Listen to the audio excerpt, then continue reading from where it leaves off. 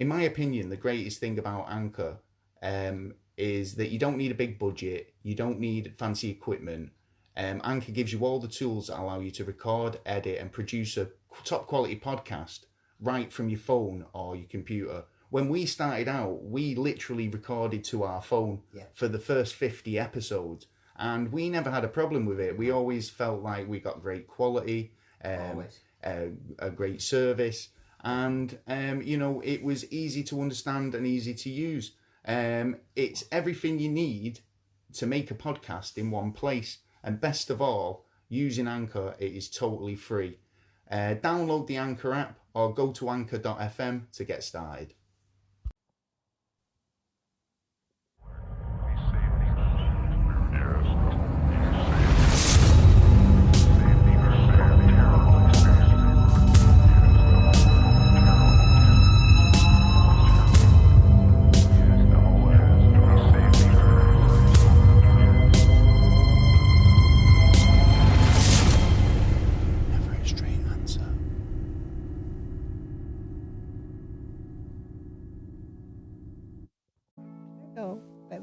Hello and welcome to another episode of the Never a Straight Answer podcast, the podcast that aims to cover a wide range of topics from conspiracy theories to popular culture and news. I'm your host Gaz, and joining me in the studio, it's said he once visited the Virgin Islands and now they just call him the Islands. Oh yeah. He's my co-host, he's Mr. Taylor. I love visiting the islands. They're lovely. Really? Yeah. I wasn't sure about that intro.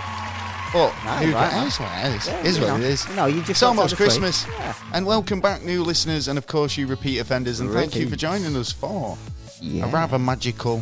Oh yeah. Magical episode. Bit of dust. It's almost, like I say, it's almost Christmassy. You know, you got to get into the mystical, the fantastical. Oh yeah. You know, surprising. And we've got a good show lined up this week. Story that I've been interested in for quite a while as well, actually, because it got brought up when I was doing the photography course, and I was like, yeah, that's really cool because it kind of illustrates, photography as a science and people's belief in seeing what they believe.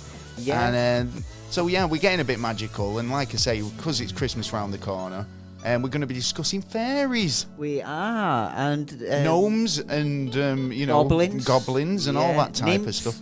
Nymphs. Yeah, there's a story that is connected to photography, of course, which is the Cottingley Fairies, and Arthur Conan Doyle, who was obviously the creator of the Master of Logic, the brains behind, Sherlock Holmes. Oh yeah. Yeah, but also had quite a big fascination with the paranormal, magical. Yeah, man. And he was even a member of the Journal of Psychical Research. Good man. It's a great story. Can't wait to talk about it, and that's coming up a bit later on in the show. It's well worth sticking around for. And I'm sure you'll agree, definitely. If I had a tail, I would wag it. Yeah. But before we get into all that, got to ask you, what have you been up to this week?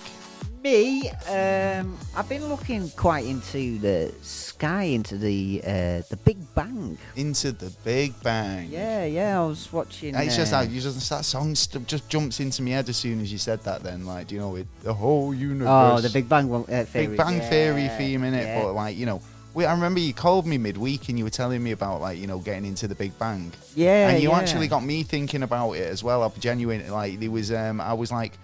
Oh, well, you always think, well, what was before the Big Bang? What sparked the Big Bang? Wow. Matter meeting antimatter, perhaps? Was it? You were saying it was kind of liquidy or something, as I remember correctly? Yeah, they believe now that they're almost certain that it was like a sea of energy, like waves of energy. Again, waves. It's all about the waves. Oh, well, in the news later on, I've got another wave. There's a big Mexican wave. Yeah. It's like across the cosmos, and then as they come back, it created the Big Bang because it was just the power of awesomeness. Well, no, apparently you're just seeing a normal Mexican wave. This was like way better. Somehow, matter got into the stream, I suppose you could call it, the waves, and that's how the Big Bang started. We never crossed the streams. We are sort of in the soup of it still. I like that. Kind of. Yeah. Hey, croutons. Yeah. because they were finding, it was interesting on how they were finding certain elements. Like if you look up into the sky and you see red, that means it's been done in the past. Well, it's all about radiations, isn't it? And like, you know, Well, light spectrums. Blue means it's nearer. It's just happened. Well, does it? And red, because no, the light has to go. No, it's not all about that, because it's all about like gases. Gases are different colours as well, and like, you know, when you look at different through infrared lenses and different you know, different ways of seeing. Yeah, but if light, you're looking through normal waves you of look light, at all the light spectrums and you'll see different colours and different things, because that light spectrum will show up like gases in a different colour rather than, you know, in that respect as well. So I don't know. I can't say. I mean, I can't say for sure, and you might be right. Yeah. You know, but well, this is according to science, because there's so much kind of like colour out there. You know, but the colour actually means stuff like green for oxygen on the moon or Mars, but red indicates that it's the longer wave, so it's the redder. And they spotted a part that was really, really red. Right. I mean, it's really, really red. So that's obviously they're thinking it's the furthest point. Yeah, that which they will can be the observable. Start. Yeah, but they've been looking since like a millisecond before the Big Bang. There's another name for I was going to say, you know, like I mean, well, if they can see a millisecond before the Big Bang, then that's a millisecond before. That was about 10 years ago, and now they actually believe they know what was before. The Big Bang was 10 years ago. Well, no, 10 years ago. That's what they could work it. They were working down on the clock, but now they actually believe that they've got the answer for the universe. But now the question is going to be, we've got the answer for the universe. But there's a bold claim. Yeah, but it's interesting as well because they believe the inflation and the deflation. They do actually reckon that there's going to be a deflation. So we will go all the way back to the Big Bang, and we go out like a heartbeat. Going out. I love that Red Dwarf episode where that's how they explain like backwards world, where it's like it's almost that time starts running backwards. Yeah. And creates that same Earth, but running in a backwards, like nobody dies. They're there, and then they go back to being a baby. Yeah. Well. Yeah. Oh, I don't know. It's it was very interesting looking on it, but I was looking at other stuff and that. But you've been up to out and out. What have you been up to? I've had the most random week. All right. But, well, okay. Well. Yeah, so I'm not going into it. Okay, but like, right. Not just now anyway. But it's been a weird one. Yeah. Red I can't say it. Red Wall Radio. Yes. I believe we were on Sunday. Yeah. This week. I'm not sure. I'll keep you informed anyway. But we're either on a Thursday or a Sunday or both. Yeah. I'm not Generally sure. Both. Generally both. Yeah. But. Definitely worth checking out if if you've got a spare hour or so. Well, that's it. Also, you can go to our website because I've just updated it. Yeah. And we've got like a book club now. So basically, there's been times when we talk about a book or a connected book to the episode, and people go, "Oh, where can I get that book?" So I try and post it, but people don't always see the tweets or whatever. So. We've got an opening for... Now it's on if for the related book that week, it'll be posted on the main page on the website, which is neverastraightanswer.co.uk. This week, which will be Arthur Conan Doyle's book. It will be. Talking all about his obsession with the fairies. All about the fairies. So... And a little bit more. So, what was it? I've been really rubbish at responding to comments as well, so I do have to apologise. I'm gonna get on it tonight. So Brian, I've missed you, bro. Right, I'm not ignoring Brian, you. man. He always comments on every YouTube video, and I know he listens to us on iHeartRadio as well. He does, but he comments on YouTube, and He's always a good chat. He knows what he's talking about. He gets involved with the show, and I really appreciate that. With him, man, and I've neglected my duties when it comes to replying back, and I've read them. It's just that I've had stuff going on, so busy week. Yeah. So I apologise. I will get onto that. And what else? I just want to thank Carl as well for coming on the show last week. Yeah. Great guest. So that's me really. But yeah, it's been an interesting week for a few different reasons. But less said about that, the better. Yeah. Other than that, just pretty much been pottering around. You're a potterer. Potterer. What was I going to say? Yeah. Did you see, quickly, right, there's been a lot of bad press on our government at the moment. Yeah. I didn't want to go into it too much, right, but I wanted to just touch on it because I did tweet it out the other day. Oh, did you? Right. I think, based on the kind of scandals that have been linked to the Conservative or Tory government, over the last couple of years, including constantly breaking the rules that they set out for us, in regards to social distancing and parties and not being able to see loved ones on one side, but it's almost like rules. Dominic Cummings, who was able to kind of travel around and break the rules. Then you got Matt Hancock, who was blatantly disregard for social distancing when he was caught having an affair in his offices with made some money as well. And of course he's he's not come out of it unscathed. No. I mean, he lost his job, but really he'll be back in by the next fucking year. He's not exactly going to be not wanting for a job. Well, he can just do whatever. Like they all do. Whilst him being an MP at the time, and that's another thing. You've got scandals about taking money to do up your apartment, townhouse, and you get found out and charged 17.5 grand. That is it. You've got PPE scandals where you've got passing contracts to friends, taxpayers' money thrown away. Is it too far now? I think, are we in a situation where we've got to kind of shake it up? We've got to get these guys out. And I mean, everyone's talking about who will replace Boris Johnson. And is it not a case of that we just, isn't this the problem, is what I'm getting at? Because all we're doing is we complain that the guy in power he's no good for the job. But if Boris Johnson resigns, and this isn't sticking up for Boris, but they just put the next guy in line in, to follow the whether rule. He's any good at running the country or she isn't any good at running the country is besides the point. And then we'll all piss and moan when they do a shit job, right? Isn't it time that we stop just replacing one piece of shit with another and actually just fucking get them all out?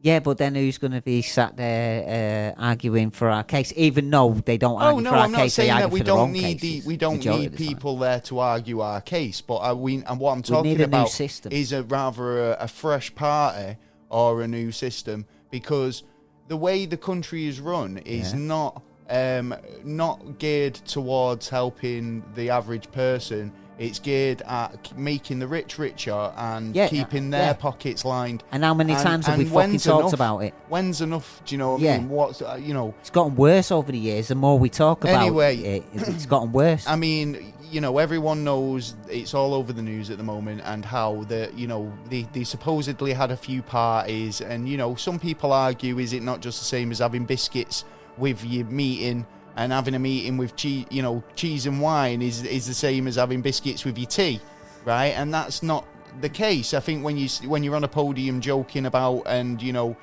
making light of it, when so many people were in a really bad position that week on that day. I'm glad she resigned, and I think Boris should, because if that's a reflection of his administration, then.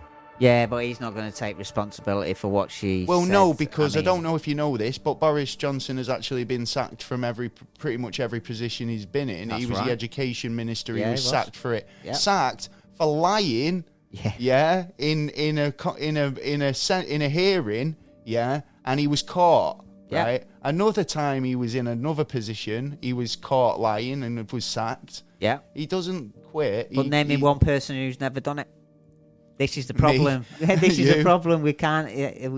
We'd like to pick and choose the right candidate for the job, but the problem is whoever's got the most money gets through, and whoever's got the most companies and power promises behind them gets the vote. It's not really down to the people. Yeah, unfortunately. You know what I mean? And it's we get forced into one position or another for where the old scandal of Labour's trying to get in. Oh well, they've done this. You can't do that. You can't do. Yeah, but this is it. That's the bad on both sides. We need a brand new system. That is politics, right? Yeah. And but the fact is, throughout this pandemic.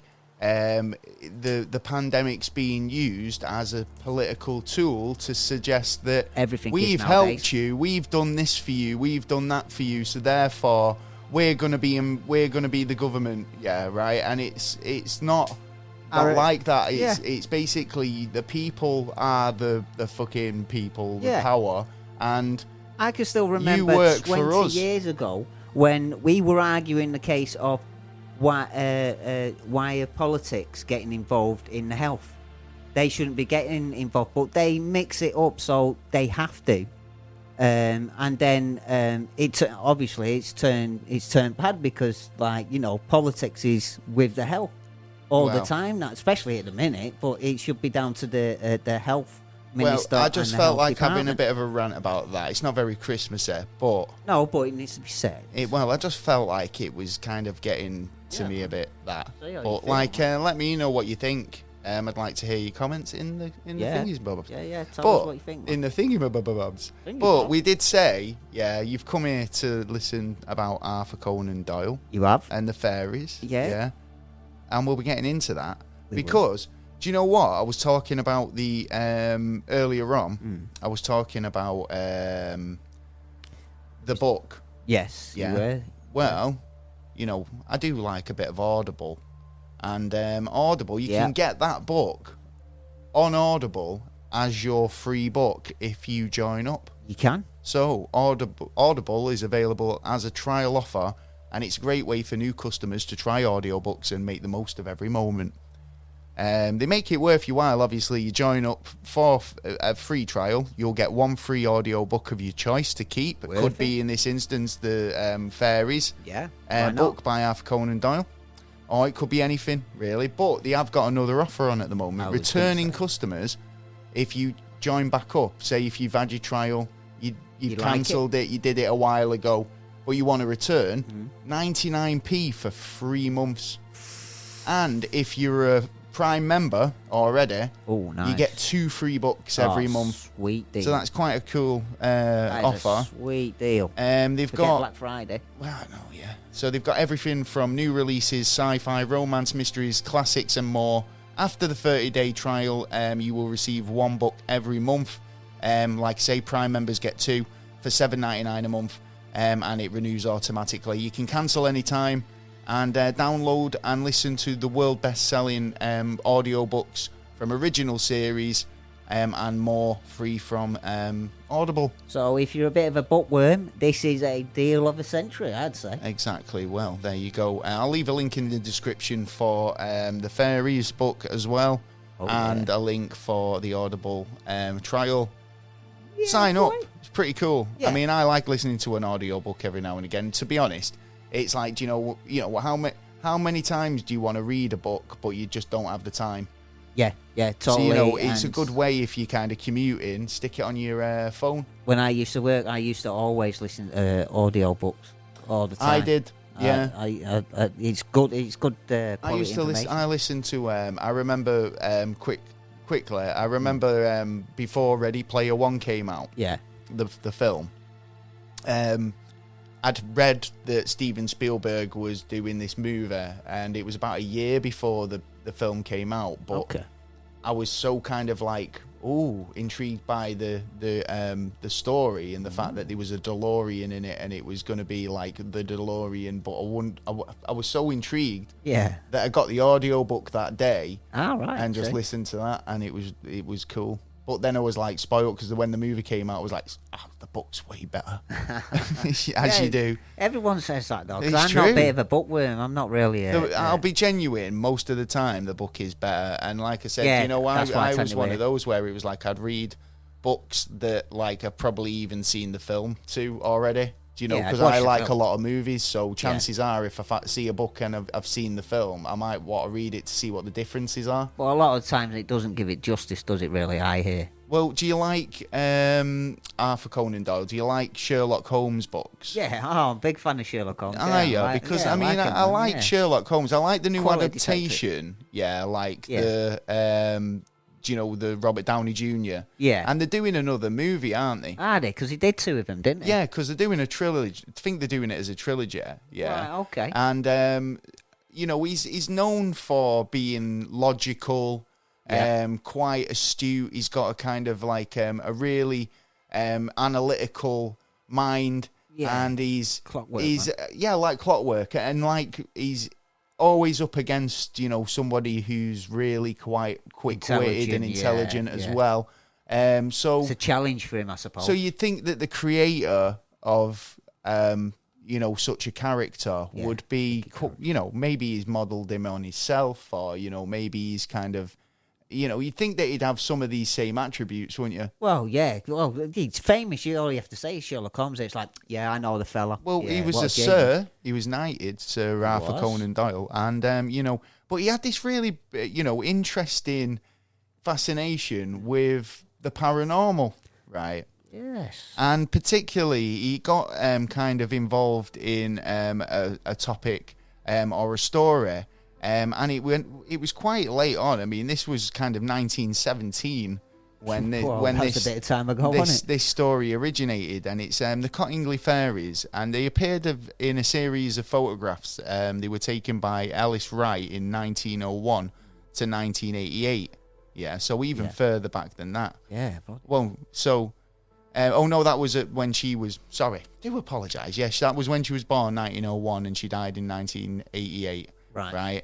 And Francis Griffiths, who was born in 1907 and died in 1986. Yeah. Right. Two young cousins who lived in Cottingley near Bradford in England. Right. And so this did take place in 1917. Yeah. When the first two photographs were taken, Ellis was about 16 and Francis was 9. And the pictures came to the attention of Sir Arthur Conan Doyle when the two...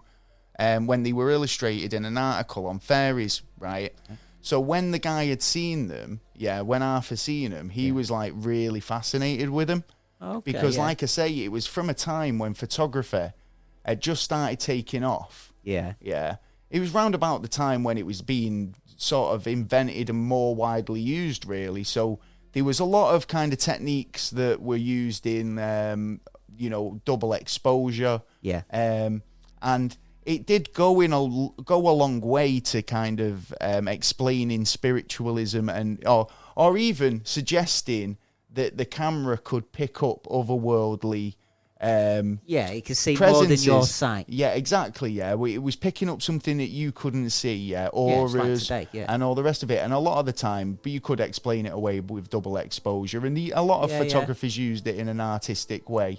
Yeah, yeah, okay, especially when it came to people like mediums. Right. Now, being a medium was pretty big. Yeah, spirituality kind of was pretty big. I mean, I think for years and years and years, and it's where it originated. Yeah, Victorian era, it was massive. It was massive in the UK, and I'd say even going back to paganism. In the UK. Well, yeah, but in the UK, medium, it was we've talked about Helen Duncan, the Last Witch. Yeah, actually, Arthur Conan Doyle was I think a couple of her seances. Yeah, because he had such an interest in the paranormal. Well, yeah. So you'd probably call him. so he was pretty much kind of pretty invested into it. I think he basically devoted about 14 years of his life after, he wrote all his Sherlock Holmes books. It's a bit dedication. Gave up Sherlock Holmes and just dedicated himself to paranormal. Well, and he actually wrote a few books on it. Well, if you think about it, it's kind of a smart idea doing it that way, because he's putting all his efforts, and because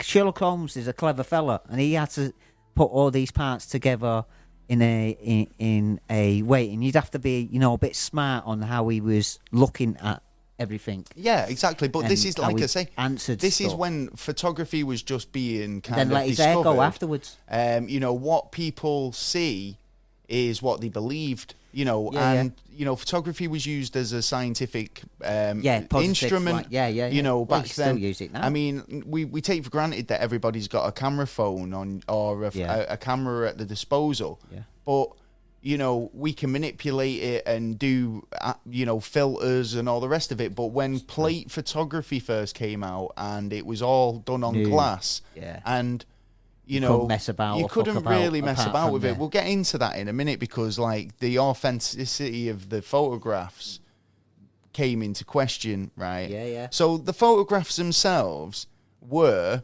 the two girls, and they'd kind of go down to this stream at the back of the house that they were living in, and they'd play around. And these two girls were, like I say, had come from South Africa, and they'd moved into Bradford, England, and they've, now got all this countryside to frolic in and stuff, and they've gone playing down by the river. Yep. And one of them, in particular, is quite an artistic kid, right? Yeah, I think it was the older one, right? Ellis, so she's quite an artist. She's, paints oil paintings and watercolors. And she's also really interested in photography. So she'd take her relative's camera down by the brooks and all the rest of it, and then she'd come back with these photographs of her and her sister with the fairies, right? Right, okay. So, very well done, I think they looked great, but you can kind of see there's a transparency to them and all the rest of it. So, like this... First question. I've got a question. Go for it. My first question is, right, so she was in there with her sister, and she's in the photo, right? How did she take the photo? Because they weren't no automatic, No, because there was two of them, so one of them had posed with the fairies, and the other one took the photograph. Right, okay. Do you know what I mean? Yeah. And then it'd be a case of they'd swap, or she... Well, I think obviously they were probably both artistic children. Yeah, but when there a photo with both of them in there, and if that was the case, there had to be a third person. Maybe it was a fairy. Hey, I never thought of that. You know what? Yeah. So these photographs kind of got lightly published, right? Yeah. They were shown to Arthur Conan, or he discovered them, and he was kind of really began to be a bit obsessed with them, and he asked the family, he wrote to the girls and the father requesting permission to use them in an article he'd been commissioned to write for the Christmas 1920 edition of the Strand magazine. Right. Yeah. So he usually wrote Sherlock Holmes pieces for the Strand is a bit different magazine. For him, yeah. So when all of a sudden he's wrote, he pretty much like we've done, Christmas. Yeah. Yeah. Arthur Conan Doyle thought, do you know what? Christmas edition. Yeah, why not? Fairies. Yeah. We'll have a bit of that. Well, so bit fairies here. Yeah. He's put in the Strand magazine an article about spirituality, and he included the two photographs of as evidence of a psychic phenomenon. Or something that we didn't understand potentially, mystery. Right? Yeah, and could this be like the genuine article or and, not? Yeah. But I think he kind of really did believe it. So the interest in the fairies started to gain a bit of interest, but then declined around 1921. Yeah. And both the girls basically just went on with their lives, and it was kind of lost in interest, really, for a while. But then I think one of them did kind of start to say that there was an issue here. Well, no, she was kind of like, I don't know if one of them was slipped up, maybe, because I think like a few people started saying that but they never took any money. Yeah. Okay. So do you know when Arthur Conan Doyle approached them and said, "Can I pay you to publish these photographs?" Yeah. The dad said, "Yeah, you can use them, but we won't take any money for them." Right. Yeah, because he probably knew it was a hoax, right? Because and so even, I didn't want to get connected to it. If you because because even the kids' like sort of artistic nature was never called into question. Like, could these girls have faked it and made fairies to be photographed with them? And could have been a whole crew commissioned behind and Arthur Conan Doyle actually wrote to somebody saying, "No, these are like working class artisan children. They even though they might be artistic and skillful, but they're not that good." Yeah, which turned out to be pretty funny actually, because the photographs the Arthur Conan Doyle, he was getting questioned. People didn't believe him. He was quite invested in this. He's wrote this article, and he'd later go on to write another piece. With more evidence. Now, we ended up recruiting another guy to go and spend some time with the girls and try and get some more photographs. More photographs the better. So there's been 2 up to this point. So they ended up sending the original glass plate negatives to a guy called Francis Griffiths. Sorry, I do apologise. I forget his name now. I'm really terrible. What's he called? Francis. No, it's I'll find his name now. I was doing so well there as well. you were making just one little mistake, but you brought it back. But this is what happens when you go live and you don't edit. You know what I mean? This is the way it really happens. When it fucks up. Gardner. Gardner. Right.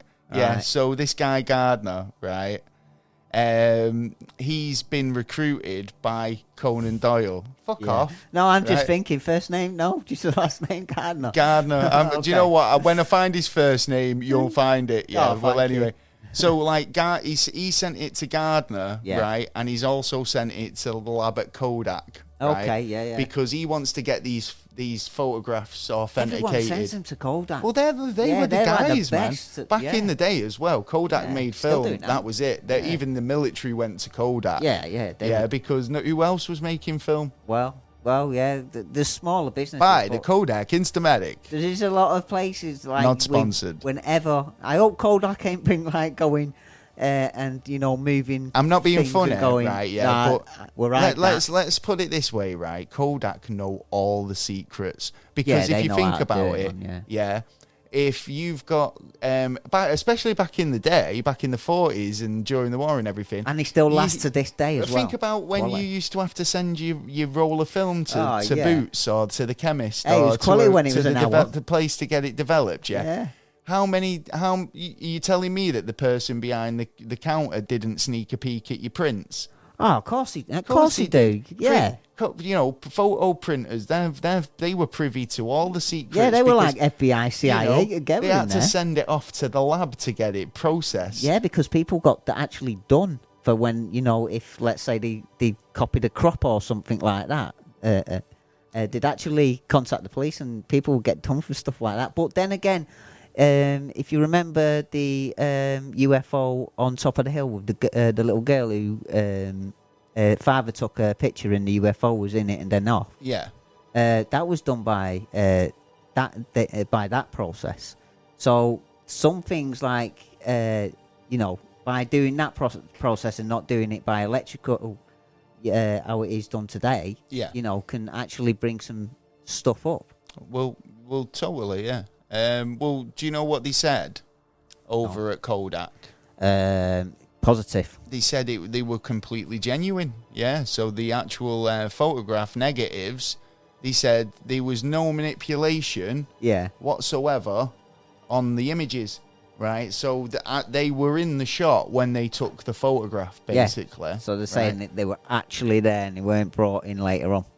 But another thing that kind of, there's more evidence to suggest, like there was, these were legit. Or they'd made it out, the kids on this family had made it out like these fairies were legit. Yeah. Because because they were from like South Africa. Yeah. They'd actually sent a postcard or a picture back to South Africa. To South Africa to one of the relatives saying there's fairies all over the place here.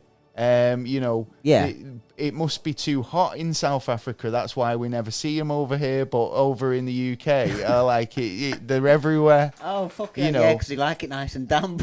So they were like, well, they must be real. So that kind of, furthered the legend, the story a bit. Well, it does actually. But no, genuinely, the images came back as no editing had taken place. But then, like I said earlier, Arthur Conan Doyle, we couldn't believe or accept that these girls were, lying or that fairies weren't real. Yeah, right. He just blanked out. He'd rather believe fairies were real than accept that these girls had the creativity to fake it. Oh, they'd done a number on him, hadn't they? Really? Well, we're talking about a guy, right, who was friends with Houdini. Right, Arthur Conan Doyle, right? Oh, right. He was very good friends with him, right? Up until a point. Oh, right. What did he say? Well, right, he believed all of the tricks that Houdini was performing on stage were magic, right? But Houdini was like, nah, they're not. He couldn't. Told him straight. He couldn't. Yeah, he was telling him straight that it was all illusion, and it was a trick, and. So he sort of wants to believe. He wouldn't believe him. And it got to the point where they had an argument and were like, no, I can't be friends with you because you actually believe that what I'm doing is magic, even though I'm telling you it's not. Well, that was a friendship that was poorly judged then, wasn't it? Oh, yeah. It's like a hang with all the upgrades, So then he must have been thinking really strongly that there was magic definitely in some kind of form. Do you believe in magic? Yeah. But then again, it was that kind of age, wasn't it? Of there was these stories from around the world on different things, and we were getting more information, and more information can actually scare people as well. Yeah. Well, her father was a pretty keen photographer though, as well. And he had a dark room set up. So. The pictures were actually photographic plate, and they came back as genuine, images. So like I say, it kind of proved to Arthur Conan Doyle that this was legit. So what he did was he got, Gardner, he recruited him to go and spend the time and try and get some more photographs. Recreate it. Yeah. So this is in the time when, I think these girls at this point were like, oh, for fuck's sake, we've got to try. Well, they're just they agreed to do it. Yeah, they agreed to kind of play along. Yeah, but once they got a bit of alone time, they decided to try and, give him what he wanted, right? So they did a cardboard cutout, because this is how it was discovered. They originally did it, right? Right, okay. They painted or drawn the fairies. Yeah. And really detailedly illustrated them, and using bobby pins or sort of like hairpins stuck to the back. They were able to position them in the garden and round the pond and round the but with the light kept coming through them as well, it kind of gave it a bit of a transparency. And there was no editing needed. They were just basically posing with cutouts, and when they think they even found the actual images on a magazine that they copied, to make. But again, I mean, basically, and no one clocked on. Well, they said they went out, and they took 3 images, right, that day.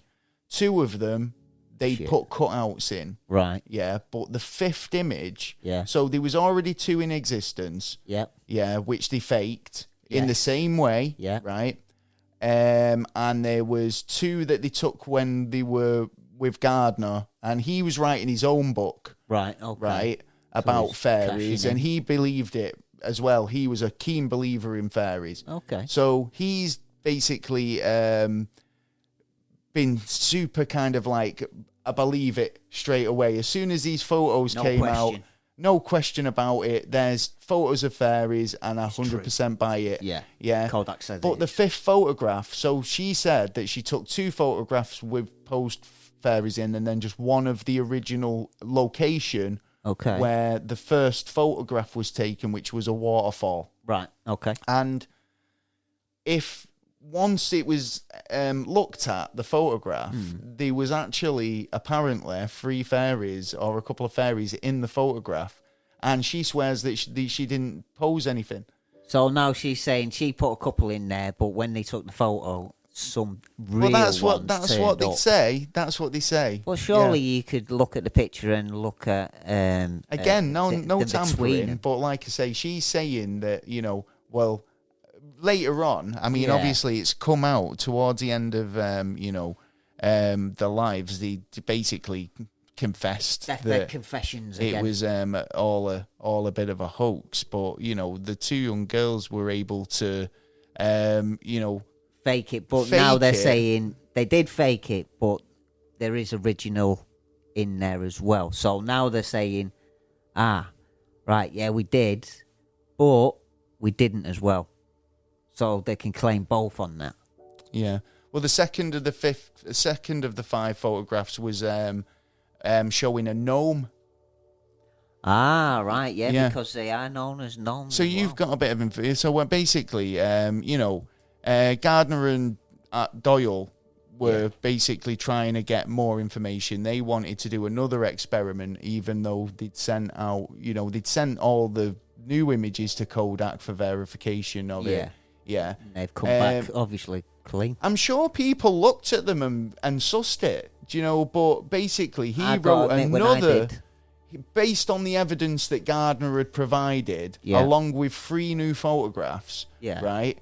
Arthur Conan Doyle wrote another article for the Strand magazine. Oh, right, okay. Basically saying, 100% proof this is a phenomenal, world exclusive. Oh. Yeah, that we've discovered the existence of gnomes, fairies, and goblins, a magical, realm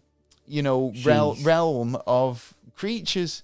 Yeah. And this was published in a major magazine. So he's backing up his claims. And I wouldn't mind, because obviously the guy's like we said earlier, is the creator of, Sherlock Holmes. Yeah, one of the best detectives logical ever. Guy, right? Now, I'm not saying that fairies and nymphs and, pixies and all these things don't exist, right? But why, I mean, like I just said, like about, what's it, Houdini? Yeah. How can you, just blindly believe it? I mean, this is a guy. Well, you're not right. Well, no, because I mean, there was a quote about Arthur Conan Doyle that said, I'm not the type of person to believe something until I see it, or I've got to see it to believe it.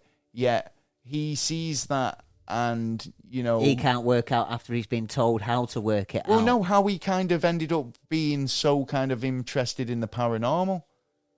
Well, yeah, I mean, I suppose that's why a lot of us look into this kind of stuff, because it's questions that have been there for a long time, but we've still got no answer. And why haven't we got an answer? Why is it being like? Why aren't we looking more into it? We've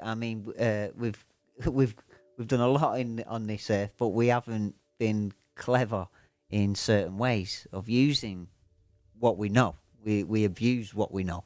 We don't use it. I said, there were people who kind of questioned it, and Doyle actually showed the photographs to a psychic and a pioneer in the psychical research. Yeah. Sir Oliver Lodge, who believed the photographs to be fake straight away. He suggested that there was a an issue there, and but Doyle was having none of it. So Well, fairies have been I think it's. Do you know what though? They're quite nice photographs, and even to be taken by like a child. Yeah, but with an artistic flair, she was very talented for her age, and she was thinking creatively. True. Now, be honest. When you first seen the photographs, did you believe that they were fairies or not? Well, they kind of First reaction. Your first reaction, yeah. Okay, in first reaction, yeah. When you see it, you think, yeah, there's fairies there, yeah. But when you look at it close, you can see they're kind of illustrated in a way.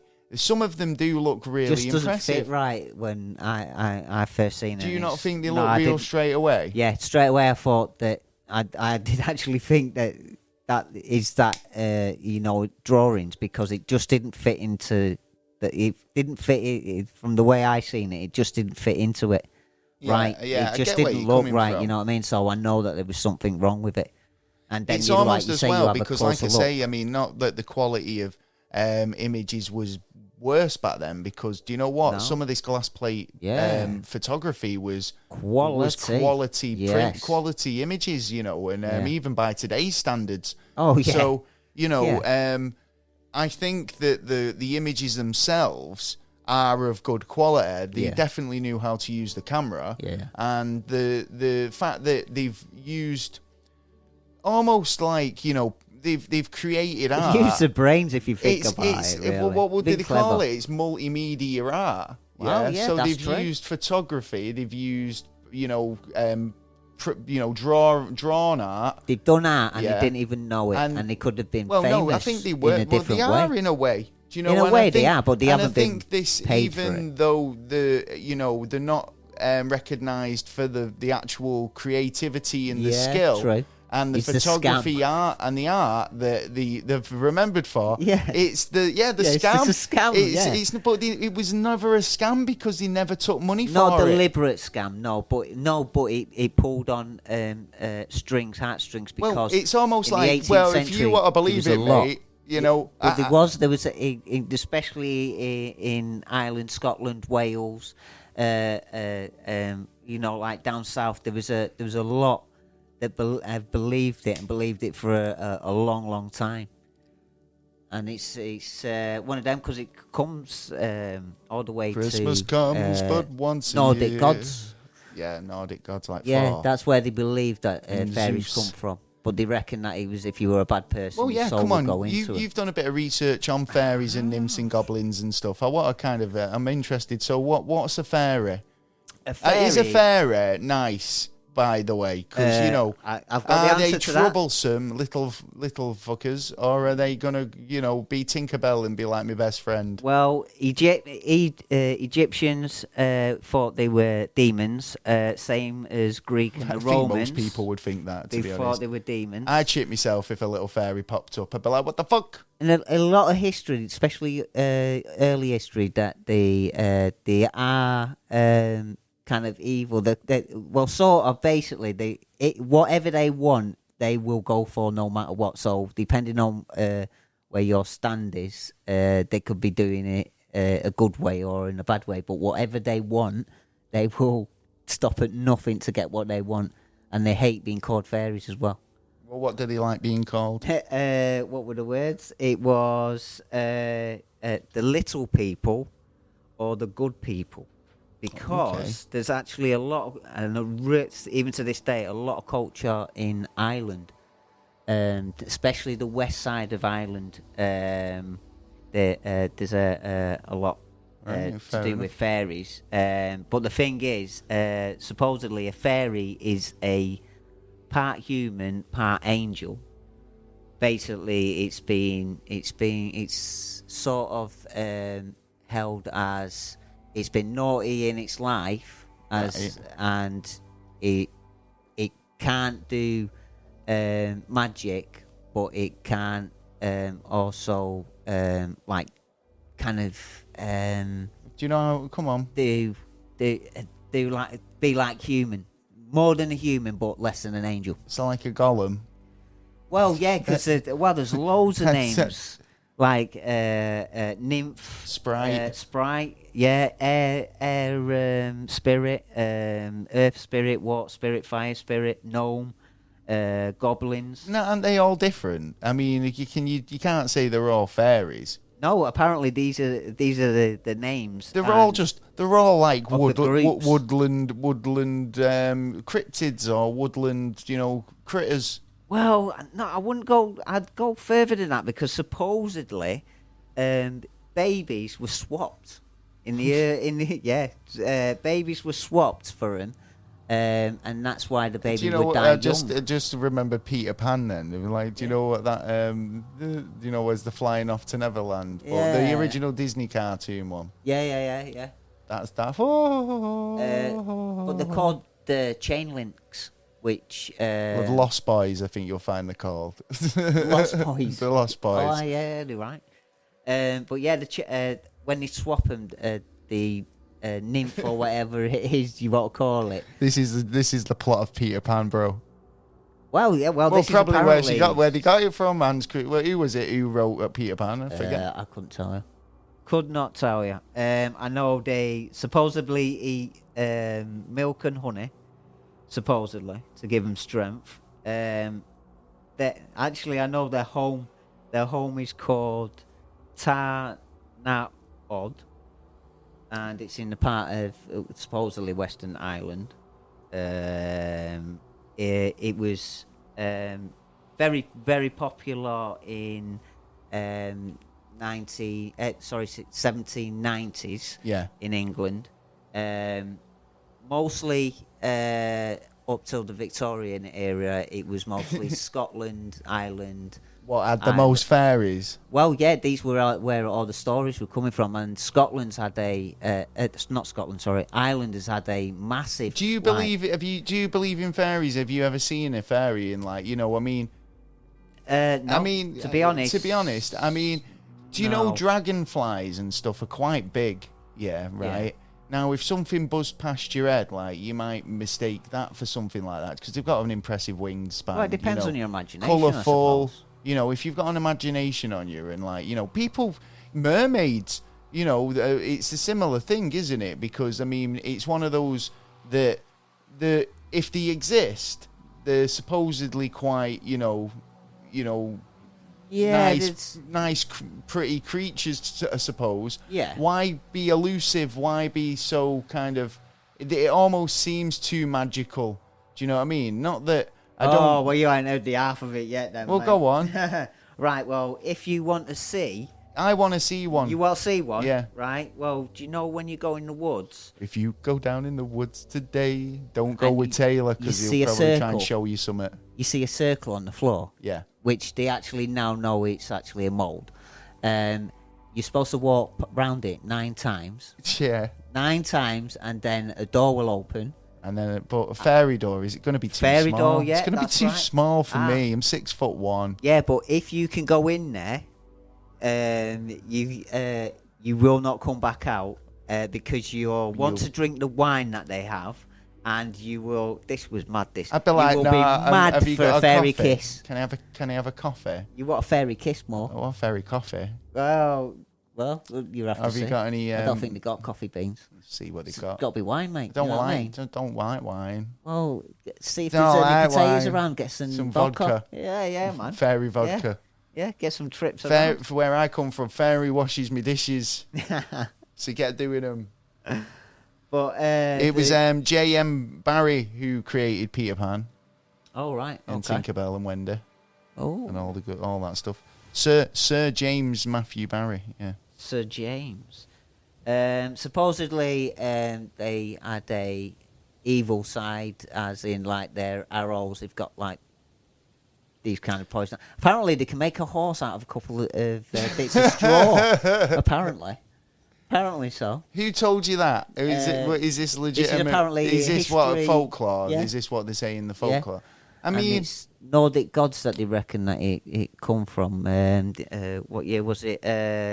790 AD to 11. So, AD. And when was the last? When do you think the last recorded, fairy sighting was? Well, less than a year. Really? Yeah. Okay. Yeah. Especially like I said, like Ireland's got a big kind of culture around it. It's actually been given like a kind of honour as like a heritage kind of thing. And it was weird actually to hear it. It's like a national and ethical in heritage. And it's Heritage site, like Yeah. a heritage thing. yeah, it's sort of like they're giving property to these fairies, or what they actually call is she's in Ireland. That's what you name them, because you can't, because if they hear you, they're really nasty. Apparently, there's more fairies than humans. Apparently. Well, I found this story about a woman who had a real encounter with and a sighting with a dark fairy. Oh, right. Yeah, not very nice fairy. Oh, there were some evil ones. Visited her in the night. Oh, And one particular was a troll type fairy. told you. Small, about 2 feet in height. Ugly. And fuck. dressed in green and had greenish skin. He would torment me and in the night tickling my feet so hard that it made me cry out in pain. Of course, this felt like a dream, but I know I might be That's funny, visited by actually, fairies. because one of the other names of it is salamander. Salamander, Yeah, which I thought was a bit like, sort of like lizard kind of thing. And it's like, I put myself in are these actually aliens? Could it possibly be aliens who have landed? Because we have found small people's bodies. To be honest, in right? the Middle yeah, East. because to be honest, like, right, what would you frame of reference if you were kind of like in the 1920s, 1901, or between that time period? You wouldn't have we have what we kind of the information we have and the frame of reference we have.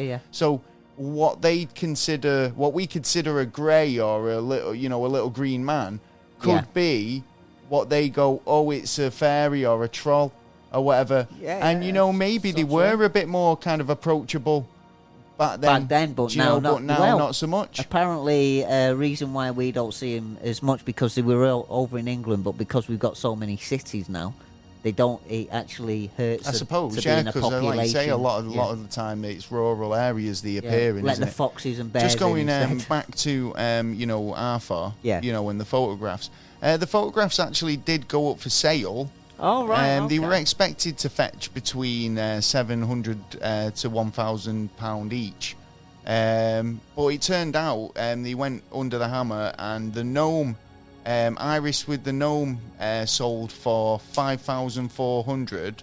Not bad, that. Plus a 25% buyer's fee, buyer's premium. And Alice and the Fairies sold for £15,000. Well, yeah, you'd have to buy it. Yeah, that would be. They more are quite expensive, iconic photographs. Yeah, I can quite like picture the them in my head photographs. now. Yeah. We'll post them on Instagram. Yeah. But we'd like to know your opinions. Yeah, What do you think?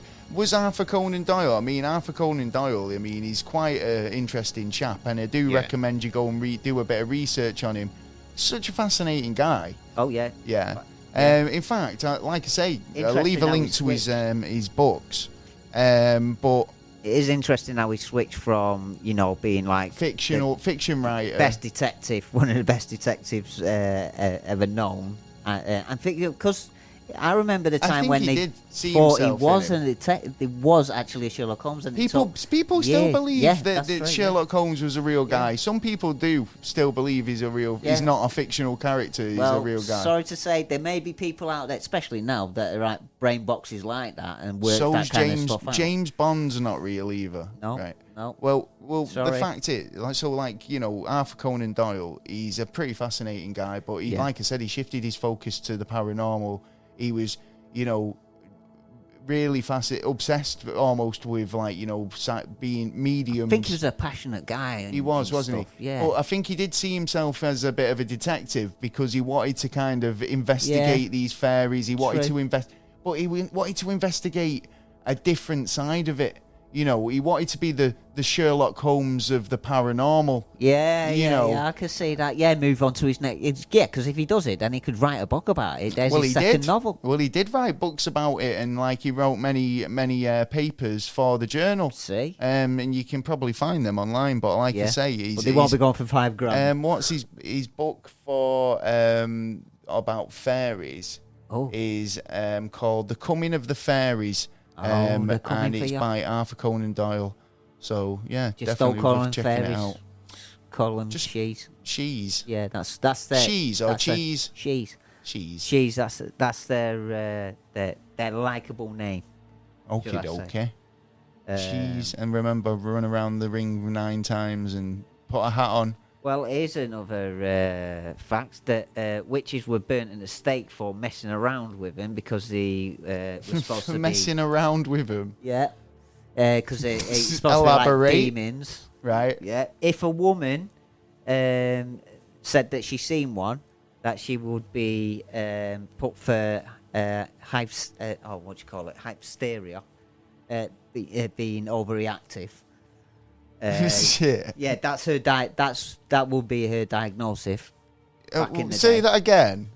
She would go the for hysteria. What? Hysterical. Hysterical. Yeah. Yeah. That would be the diagnosis if she turned around and said she'd just seen a fairy. You know, it's been one of those moments in it where you get a slap round the face and you go, "Shake, wake up, woman! You're being hysterical." Wake up, girl. But the first Irish Prime Minister... Old school movies. That's not the way we roll these days. That's like, you know, old... Donald Hyde had actually had put down that he'd seen a woman... a horse running across a field, a 7-acre field, and then turn into a woman. Was it made out of 2 bits of straw? It could be, actually, yeah, thinking about it. It'd have to be big straw, though. Well, just a bit big. Well, yeah, these are some of the some interesting stuff. The history, parts, I mean, like there are, like you said, they do originate from Irish, Celtic, and yeah. Yeah, but you also said Egypt earlier. Yeah, the Egyptians thought they were actually evil devils, evil little devil things. So do you think that... So it goes back quite a long...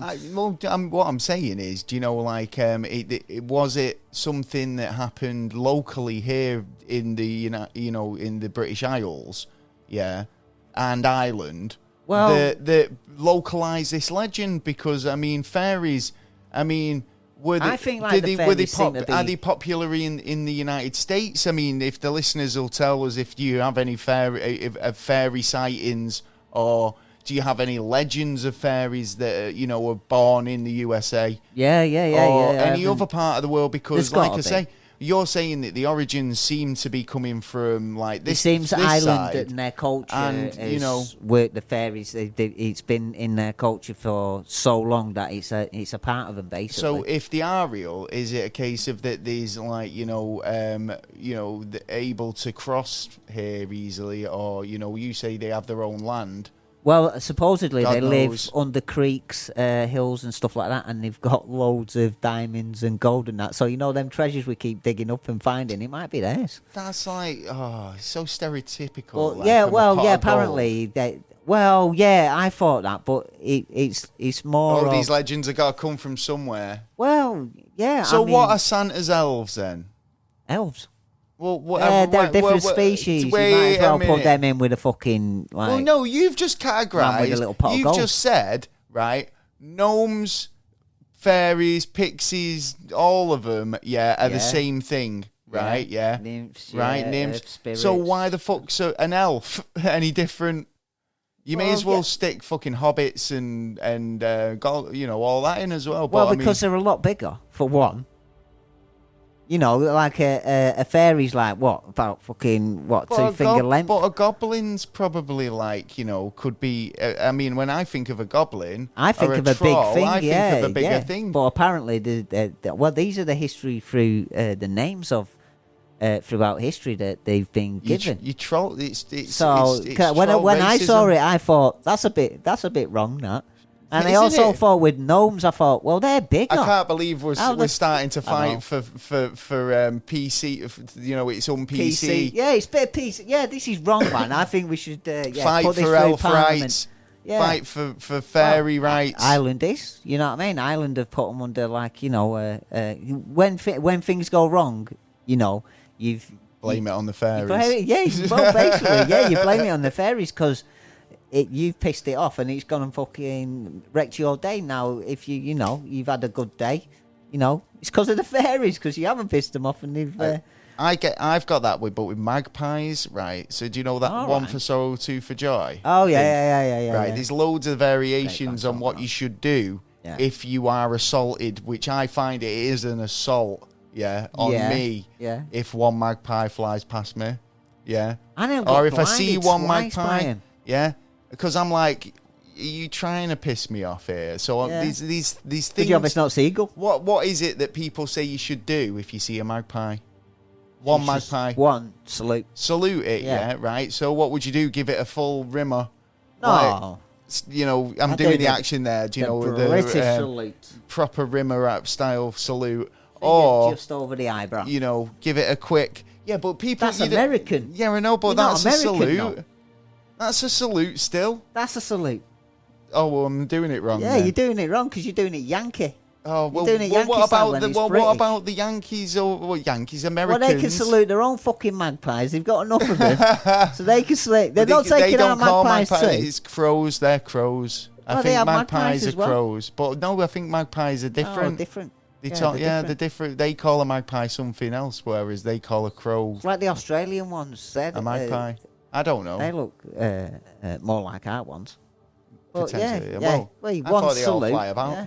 Well, anyway, right? But I find it an actual personal assault on my day. So why? You got to salute a magpie. No, I've just bit that one magpie's got in my way, and now I'm thinking, if I don't do that, if you don't salute, then what? You're gonna have a bad day. Well, maybe. Well, you better start saluting, mate. I do, but you know what I mean. Working. Oh, sure, but we had a point to that anyway. Yeah. Well. Moving on with the show, we did have a promo this week, and this week it's good friends of us of the show actually. Comedy Cold Callers have started a new podcast. Yes, and I'm a fan of this person. But this I think this started off as a segment, on their show. It's done and great, it's ended up becoming a podcast of its own. They're really funny guys, and I recommend you do check them out. Yeah, definitely. This is a segment that they've taken, like I say, from the Comedy Cold Callers podcast, and they've expanded it into what I can only describe as an episodic adventure. Yeah. Yes, with Tom Hardy. Join Tom in his lifelong pursuit of finding the toughest, most durable ever made by hand hat. Well, there's going to be a couple out there, isn't there, really? Right. It says here, this hat could be made by human hands or otherworldly hands. Oh, but definitely not made by feet. Feet are weird, mate. I'm assuming this should be said in a Tom Hardy way. But I think, yeah. I mean, that sounds awesome already. I think the promo... Promo sounds excellent, man. Check out the promo. We're going to play it for you now. Yeah. So here you go. This winter, relive the epic tale of one man and his hat in a brand new episodic adventure spanning all space and time. Off, mate, it's my show. I'll do the trailer in it. My name is Tom Hardy from Peaky Blinders, and I've finally broken away from them floppy cocks over at Cold Callers Comedy. I'm finally getting my own podcast, Hardy's Hardest Hats, a show where I test the strength of every hat ever made until one is crowned the absolute hardest. Does this mean we need to record all new episodes? Nah, sod that, Bane. We'll just rehash the old ones, innit? But what happens when we run out of episodes? We'll cross that bridge, mate. Anyway, the show is jam-packed full of special guests, such as Tom Hardy from Legend, Tom Hardy from Venom, Tom Hardy from Dunkirk, Tom Hardy from Inception, Tom Hardy from Bronson, Mark Strong, Gerard Butler, Tom Hiddleston, Tom Hardy from Star Trek Nemesis, Tom Hardy from Mad Max, Tom Hardy from The Revenant, Stone Cold Steve Austin, and many, many more. Hardy's Hardest Hats. Get it wherever you podgoblins get your podcasts from. Mate. So yeah, what did you think of Well that, done, lads. I think I'm looking forward, Tom man. Hardy meeting Tom Hardy sounds fucking awesome. Sounds hard, man. It sounds hardy. What was it? I think, to be honest, it's like it's different, and I like that. Yeah. Do you know what I mean? Yeah. It's something fun, and It sounds like it's going to be a good crack, man. Sounds well, like you can really check fun. it out if you're not sure where to find that. Yes. Yeah. Or you remember midweek, because I do that. I'll think, what was that thing? Yeah, And well, then- I don't know how to find it now. Yeah, so I'm like, I'll find that out later on, and you never do again. And Well- he's like, oh, bugger. Hardy's Hard Hats, or Hardy's Hardest Hat, is featured on the website front page. Yes, so all go you have over to do, to yeah. neverastraightanswer.co.uk and you'll find it right there, their latest episode. I'll be doing that which later. I believe is when Tom meets Venom. Oh, that's going to be a fun one. Yeah. It's an hard hat. Yeah. That's what you can say. Well, he definitely, he's more than a hat. He's a coat. Yeah, he's it's a gloves. jacket, yeah, he's a he's nice, gloves. comfortable jacket. And he touches his feet, so I wonder what he's going to say about that. And eats a lot of chocolate and people's brains. Well, yeah. Well, when you got the munchies, You gotta gotta- take when what you can. You gotta eat it. You gotta do.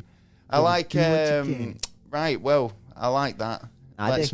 Yeah. We've got some news to do. We have. Got quite a lot of news. Yes, Got we a lot, have. Got a lot of space news. Yeah, have you? Oh, I've got a few. Well, without further ado, let's crack on. Yeah. It's the news! Yay! This is where we get to talk about what's been going on in the world for the last week. What's been going on? And we've searched the World Wide Web to find you the best and kind of fucked up, crazy news stories that were fucked going up. around. Yeah. And I already had a rant at the head of the show, so I'm not going to go too much political stuff today. Okay. Bum, bum, bum, bum, bum. Well, let me kick off You there kick off the first, show then. because, I know you've got a nice story there, but I'll go with where you were going. You didn't want to go political. I'm sorry, mate. Yeah.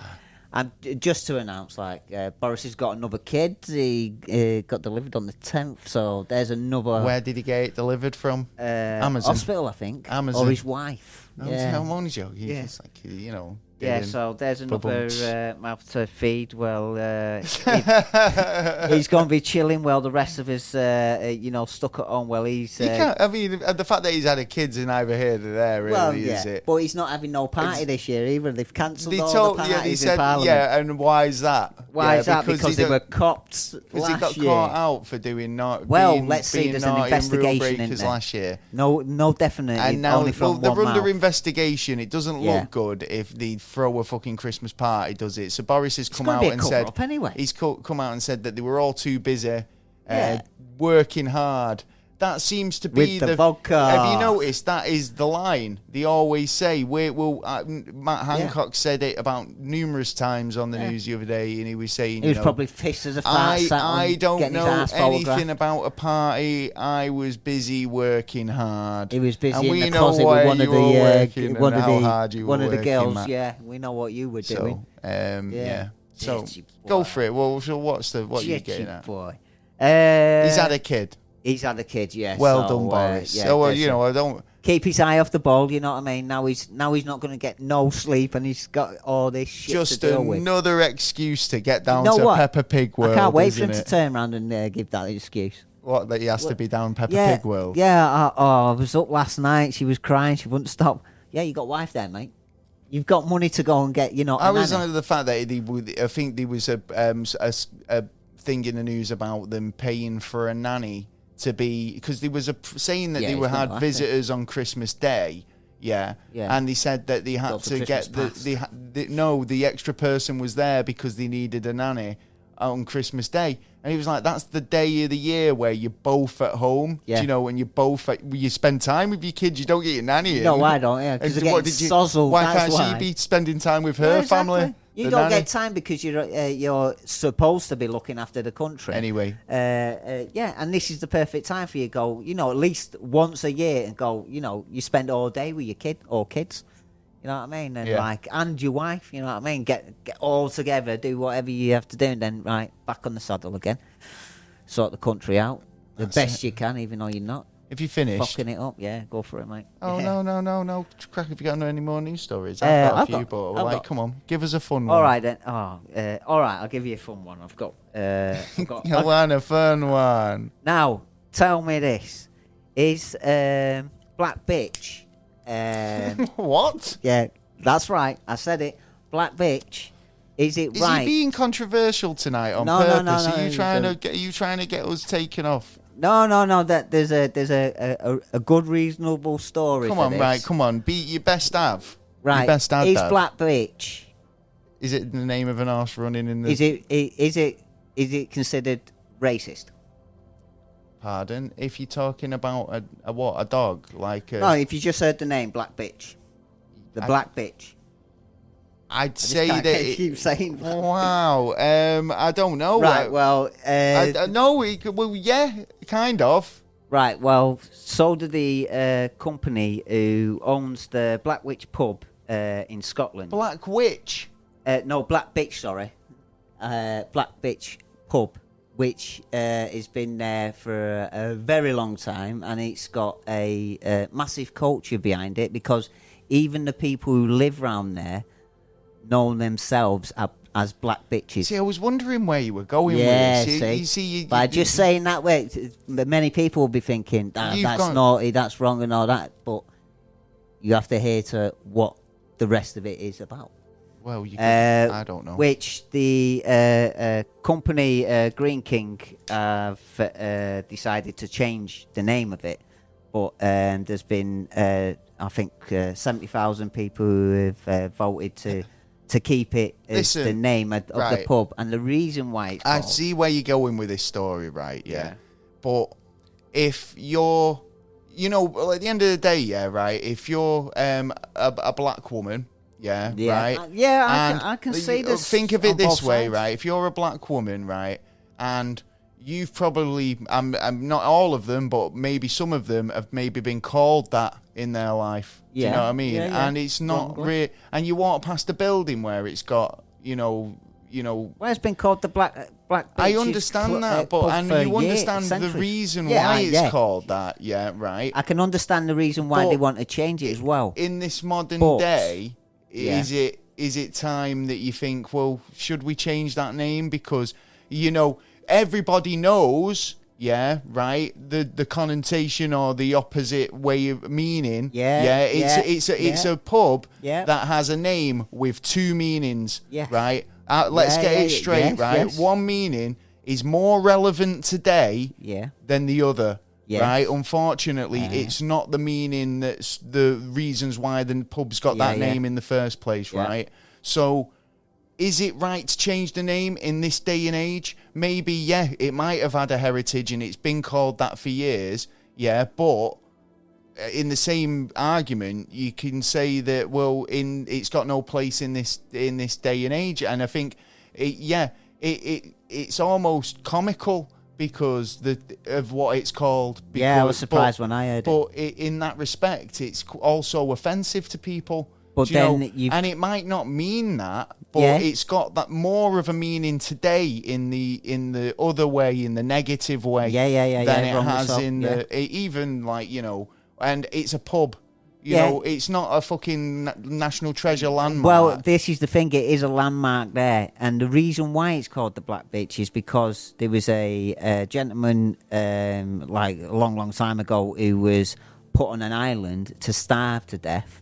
And this dog actually, every day, come over with food, which actually helped the man instead. Okay, it was his punishment, but this dog, every day, would bring him a fish. So it was a case of the history grew around it, and there's loads of history within the pub since then, and like there is a thing where the people are saying, well, why don't you put a sign, which I agree, which says like this is a historical place for this incident that happened in this place. This is what the pub's called, and these are the reasons why. Well, you know, in short. Yeah. And but that's not. I think that's a better way than actually changing it, because it gets people to ask questions. Okay. Don't forget, there's flags. Well, there's all sorts of stuff around there. I'm not saying like, you know, I agree with what you're saying there. Yeah.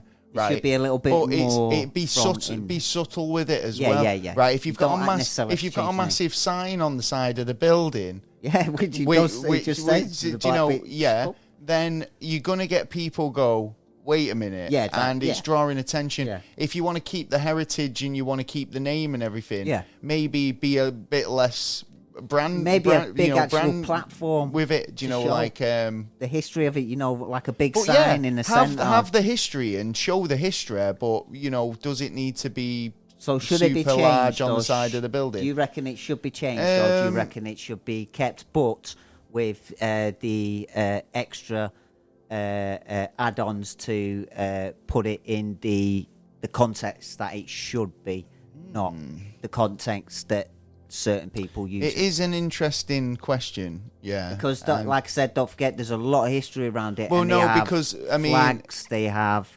a stock of, you know, but so did the, like, you know, other parties and stuff, you know, like have flags and whatnot, you know, and just because you got a flag doesn't mean you're right. But they've got a lot of history around, and a lot of stuff that's around it, you know, like Victorian Day and stuff like that. I mean, I'm not saying lose the history, but like history does kind of move on, and you know, if they have to change the name, then that's just part of its history. But then don't we have this problem of the past doing the same thing? I'm not saying forget it. But if you get rid of certain items, then no one will see that item, so no one will question about that item, and that item will fly by them. If you've got what the fuck, they're not. If you're interested, or if you know you find out, or you're kind of educated in history and stuff, you might, you know, it won't die. The knowledge won't die. You know, archives will last. You know, there'll always be an archive of that pub existing. And they'll still say the pub still stands today, but it goes by a different name. And it's not a case that even, you know, give it a name that's more fitting to the story. Do you know, that's attached to the legend? Well, what about their names? They're not saying close down the pub. Yeah, but they name themselves the Black Pitches. Well, I don't know. Well, what can you do? So, if they're you know, saying, like you call your the Liverpudlians or your Mancunians, Fair play, you know what I mean? They name themselves that, and they, you know, they've got a lot of things around that. So who's telling them then they've got to change the name? Green Kings, which have just bought it out and basically wish to change the name because of the racism within the name. But like I said, like, all you have to do is add some more format to it to go, well, this is why. I understand where you're coming from. The woman, right. it's not. I understand that they don't want to lose their history and heritage. Yeah, because they have a lot riding on it, especially, you know, people coming. Really, but like they've got this heritage, so you know, it. But like I said, I mean, it's. They just need to do some tweaking so it gets seen in the right context, not in the wrong. Yeah, fair enough. And that's the way I see it. And they shouldn't change the name because a lot of other things has to change around there then. Yeah, I think there's got to be some sort of kind of like, because obviously when both ways. Yeah, you've got to have a ground level. Well, it's right. Okay, so do you know when all the there was a, like, you know, statues were being kind of taken down because they were linked to slavery and stuff like that. Totally agree. If they've got like a history with it and like they were known, then maybe it shouldn't be taken down, but it should be acknowledged as part of that history. Do you know what I mean? Yeah, that's where I stand. I don't think it should have been taken down. But just added. I think sometimes, like, you know, these.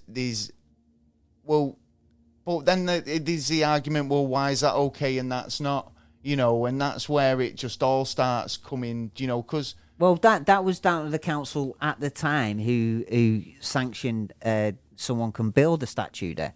To be honest, someone at that time, well, yeah, somebody made a decision to say who's worth making a statue, or even of. Paid for it to be put there. It was probably the guy who the statue's of in the first away. place who paid for it to be there. I mean, it's not our right to take it away because it was put there and it was put there for a purpose to show some. Whoever it is, but it is our purpose to I understand add on. why people would be saying, "Well, what you're celebrating." You know, not necessarily. You're celebrating. Well, no, by having a statue up in a square. Yeah, you're making people aware of that dickhead.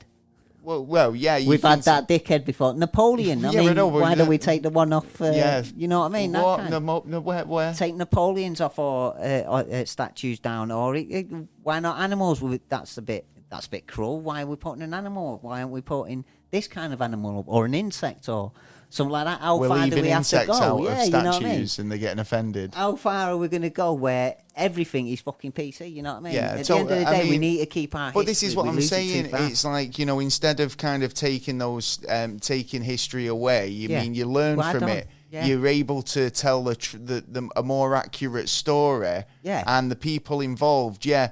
Even though there is a statue of them there or somewhere, don't have to like it. But then it's still a part of the history of that town or city. Well, the whole fucking country. You know. Yeah. Well, it depends on the if you like statue, doesn't it? Really, because there was quite a lot taken down, wasn't there? Really. So yeah. Well, going back to the pub, I mean, I think there's a difference. Though I think it's just more how. Needs to have a better definition. Well, yeah, it's how it's contextualized. Yeah. So, like, you know, like you say, in this modern day, the meaning of that is derogative to a woman. So, you know, it's. I understand that, and to be honest, personally, I'd say try and change the name to something that's a bit, you know, thingy. But again. Is it? Yeah.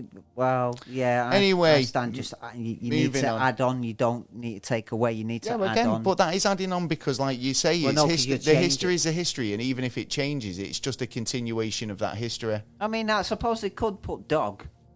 You know what I mean? But then, is it going to be sexist against the female dog? Why? You know what I mean? Because you can't because the female dog's a bitch. So you can't put bitch there. You're putting now a male dog there instead of a female dog. So you'd rather not offend the rights of dogs than they offend the rights of people who might find that offensive? I could see someone or a little group coming up and going, actually, that's a bit sexist, that. It was a female dog. True. Female dogs work better than male dogs. They're probably fucking idiots. Yeah, probably, anyway, but you know. Talking of idiots, there was a few solutions there. Do you know when people find, you know, Jesus gets about, doesn't he? Oh, find him in everything. Man. No, if you haven't seen him, you see. This is a story that I found in the Metro. A crucifixion of Jesus appears inside a Tangerine. Oh, my days. Oh. Yeah, what? Tangerine. Was he sucking on some juices there? What was he doing? Do you know, it's like he gets on toast. He does, doesn't he? He has a really good picture on toast as well. He really looks good. Is it the Shroud of Turin? Yeah, potatoes. Yeah, there's been a few crisps. Yeah, seen him on a few crisps. Yeah, he has been on a... he just pops in to say hello in a tangerine this time, yeah. Or is he popping in and saying, don't eat this, it's poisonous, you know, why are you going to eat my... A man has shared a photo of a Christ-like figure suspended from a tangerine. It is Christmas after all. Well, you know. it is, yeah. Is it the second coming? And it is a sign because obviously tangerines are synonymous with Christmas, which was, as we all know, isn't Jesus' birthday. No. Not even close. No, September, wasn't it? Maybe that's why he's come down. He's like, yeah, I'm in a tangerine because it's Christmas. Well, yeah, he's been hanging around with the Beatles too much. Yellow tangerine. That's a submarine. Oh, is it? We all live in a yellow tangerine. Yeah, not at Christmas time, it's not. I had an idea. Do you know, here's one for you. Do you know, you know, coal. Did you ever get coal for Christmas? Oh, yeah, I used to munch on it all the time. Do you know, pregnant women love eating coal for some reason, don't they? What's that about? I don't know, but Just get me some coal. But some If women you've ever had some that, let me funny know, stuff. because like, I know I've never had that. I think I was brought up on Coke. And I'm not on about the snorty stuff. I'm on about the Coca-Cola company. It's always Coca-Cola. Yeah. Well, like,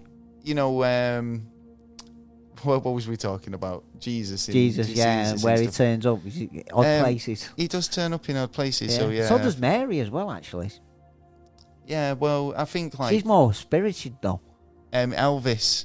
Elvis, he's another one who turns up in produce. Does, like job centres. Yeah, so coal. That was right. Yes, if you ever coal. eating coal and stuff, that you don't eat coal. No, but I thought of this idea, that like if because they used to say give a kid a lump of coal if he was naughty in the year. Yeah. But instead, you tell him to polish it. Say, like I said. No, say, listen, you're not leaving that spot until that coal is spotless. Why don't you pass me a box of cigars? I like him. You ain't going from that spot to No, because it's an infinite task, innit? They can only make me a diamond. Hey, that's true, yeah. So, you're doing all year, don't you? That's a bonus, innit? I'm saying you're not leaving that spot until you've cleaned that coal, what I see me face in it. Yeah. And then they come back with a fucking diamond. Have you got any mates who've got good arms like that as well? Son. There you are. You could get a factory going. You don't have to do it for a couple of weeks. You'd be rich. Did you hear about I'm a Celebrity? I haven't watched it. Well, what's it? I don't watch it, but took the piss out of the Prime Minister. That's what I was just about to say. Yeah, because they took the piss out of Boris. Yeah. And all the bullshit that is, and that's even Ant and Dec. You know what I mean? And that that's a message that's getting out to how many people. Well, yeah, because they're quite like nation's favourites. They get big numbers. They get big numbers on them. They get more than us. Yeah. Only just though. Oh, mate. Yeah, we're like second behind them. We'd be rolling in it. Yeah. Rolling in the CPMs. Or the lawsuits. Just slander. It's not slander, it's true. So what are they saying now? Well, no, basically, right. Well, Ant and Dec, I was surprised that they had a go at the PM anyway. But funny no. This is a story about I'm a Celebrity. Yeah. This year. The Domino's Pizza have had to ask fans to stop ordering pizzas to the castle because everyone's sending them pizzas. Oh, no, she's passing it. My mate's mum and dad lives literally down the road. Yes, just send them to his address, care of address. Yeah, do you want pizza? I've got a cold one, but I can get it to you. Shove it in the oven for 5 minutes, done. So the company has posted a warning on its social media pages after the branch in Rhyl, North Wales, received several orders. You know what's going to happen now, for don't the you? campmates. You know what's going to happen now, don't you? Shitloads of people are going to go, you know what? I'm ringing them up. I don't give a fuck. It's almost like a prank, isn't it? It's like, who's this one for? Ian Beale. Are they paid or is it cash on delivery? Because if they're prepaid, you have to deliver them. And I bet the working crew are like, keep them pizzas coming. Yeah, the crew, they're eating them well. Them lot are in there starving, going like, I want a bug. Give me a bug to eat. Well, I'm having pizza. I'm sure they'd love a pizza. Oh, yeah, I bet they do. See, if you don't know what I'm a Celebrity is, don't know if the American side get this. I think they should do. If you don't know, if you know what it is, let me know. If you don't, it's like a reality show, isn't it? Where celebrities, how many? About 12 celebrities in the middle of a jungle. It used to be the jungle, and that's a castle, and then torture them until they give up. That by throwing, rats, snakes, even crocodiles, scorpions, spiders, itchy insects, ants. They make them eat stuff as well. Bollocks, eyeballs, brains, fucking stuff like that. Yeah, they've got to do all that kind of shit. And and if you last. You get to go on with a stick and a pointy hat where you go, I'm king of the jungle, king of the castle. Yeah, and it's like, I think it's sort of nearly had its day. It's nearly had its day, I think. I think it's had problems this year, hasn't it, though? Well, I think with storms and all the rest of it, and then not being in the jungle through COVID. Yeah, well, I'm surprised they were actually in the castle this year because it was last year when it was the first one last year. Yeah. But they might go back to the jungle when all this shit stops, which give it, 12 years. Yeah. Have you got anything else? Let's have a look. Oh, well, good for little kiddies in the country. Second reading of medical marijuana bill has just gone through the Parliament, and hopefully the kids can get, on NHS. I hope you're not suggesting kids get. No, this is for like epilepsy and stuff like this. Oh, right, kids. yeah, because do you know what? This is for medical purposes. This pissed me off. Not the medical purposes thing, but basically what happened was there was kids in this country who were having fits like they were every 20 minutes even. Not only that, right? These kids in this country who were getting that medication from places in the EU, right? Yeah. Right? And basically what had happened is, because the rules changed, because they were able to import them as a medical thing, but they cost this family an arm and a leg, or any of the families that received this medication for the children. And there was only a few, really. Only a few cases. But basically, when Brexit happened, the company that supplied them, the law changed in terms of importing illegal stuff. It's illegal here, but because it was part of the EU, they did get that limited access to it. But they got the medication they needed. That's right. But as soon as the Brexit happened and we left the EU, the family couldn't get that medication anymore. So what you're saying now is that we've passed a bill that means that these kids can now get it in this country. Well, it did actually go NHS were paying for it, but it lasted for a little while and then it stopped because I believe the bills would get tampering up higher. Which, what do you expect them to pay it then? Yeah, because it's even though it's what it is, it's expensive to get this medication. For these kids. I was listening to someone the other day actually that was saying that he actually was ill and he migraines. He actually had migraines like constantly. So he was given CBD and a little bit of marijuana. So he was using it like on the black market. Was he prescribed that from the doctor, or did the doctor say it'd help? No, he wasn't, because everything he was using wasn't working except for the weed. So he'd taken that and he wanted to come off that and actually, get on the cleaner stuff, just the CBD. So he did that, went in medical. He didn't do half the job, and basically with getting it, he had so many problems because every month in this country you have to go back and order another lot of drugs that you need for that month. It's so you don't over drug use. And they kept having mistakes. After a week and go, I need another baggie. That's it. So they kept having problems because the system just isn't made up for it. It's just not working, which means they have to go back on the black market. Well, which course, you might as well, and it's cheaper on the black market. Yeah, this is it. But it's like Well, it's because they don't get no taxes and shit like that. That's why. Well, at the end of the day, it's a step in the right direction. It's just you can see it as a requirement. It's not like just people saying legalize. When it comes down to actual health benefits, this is just for medical of cannabis. Yeah, that they can see that it does legitimately have those medical benefits, and they know it. And just to have a bureaucracy to stop them having it because they've now left Europe. Is a piss take. So for him to get that, for whoever's sorted that out, well done. It's going obviously through you've Parliament. had to do something. Well, no, but it's not.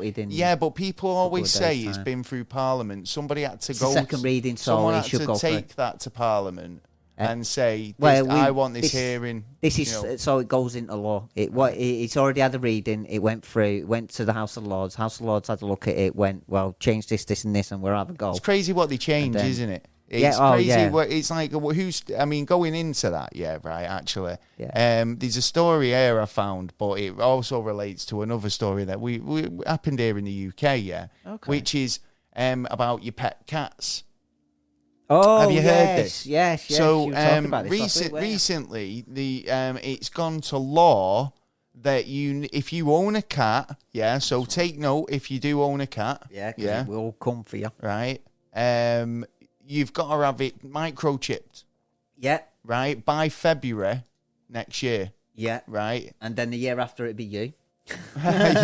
Yeah. To be prepared. Well, basically, just because the amount of strays and people who abandon cats. Yeah, there is a lot of abandoned animals in the country. So I kind of agree with it. If you've got a cat and you've microchipped it, it benefits you if she goes missing or he goes missing. And they're not for Christmas, they're for life. Exactly, right. So, but they're making it mandatory for you to have your cat microchipped, right? And that contains information about you, where you live, your phone number, so if your cat does ever go missing, you can and they find it, they can return it to you. Yeah, because cats do have the mine went missing apparently the other night, so someone food. Found it. As soon as you give them food, they're like, right, I'll be around your house every day. But don't fret though, because it is only £17 to do. Well, that's not too bad then, really. But that's a lot of to keep the security. Yeah.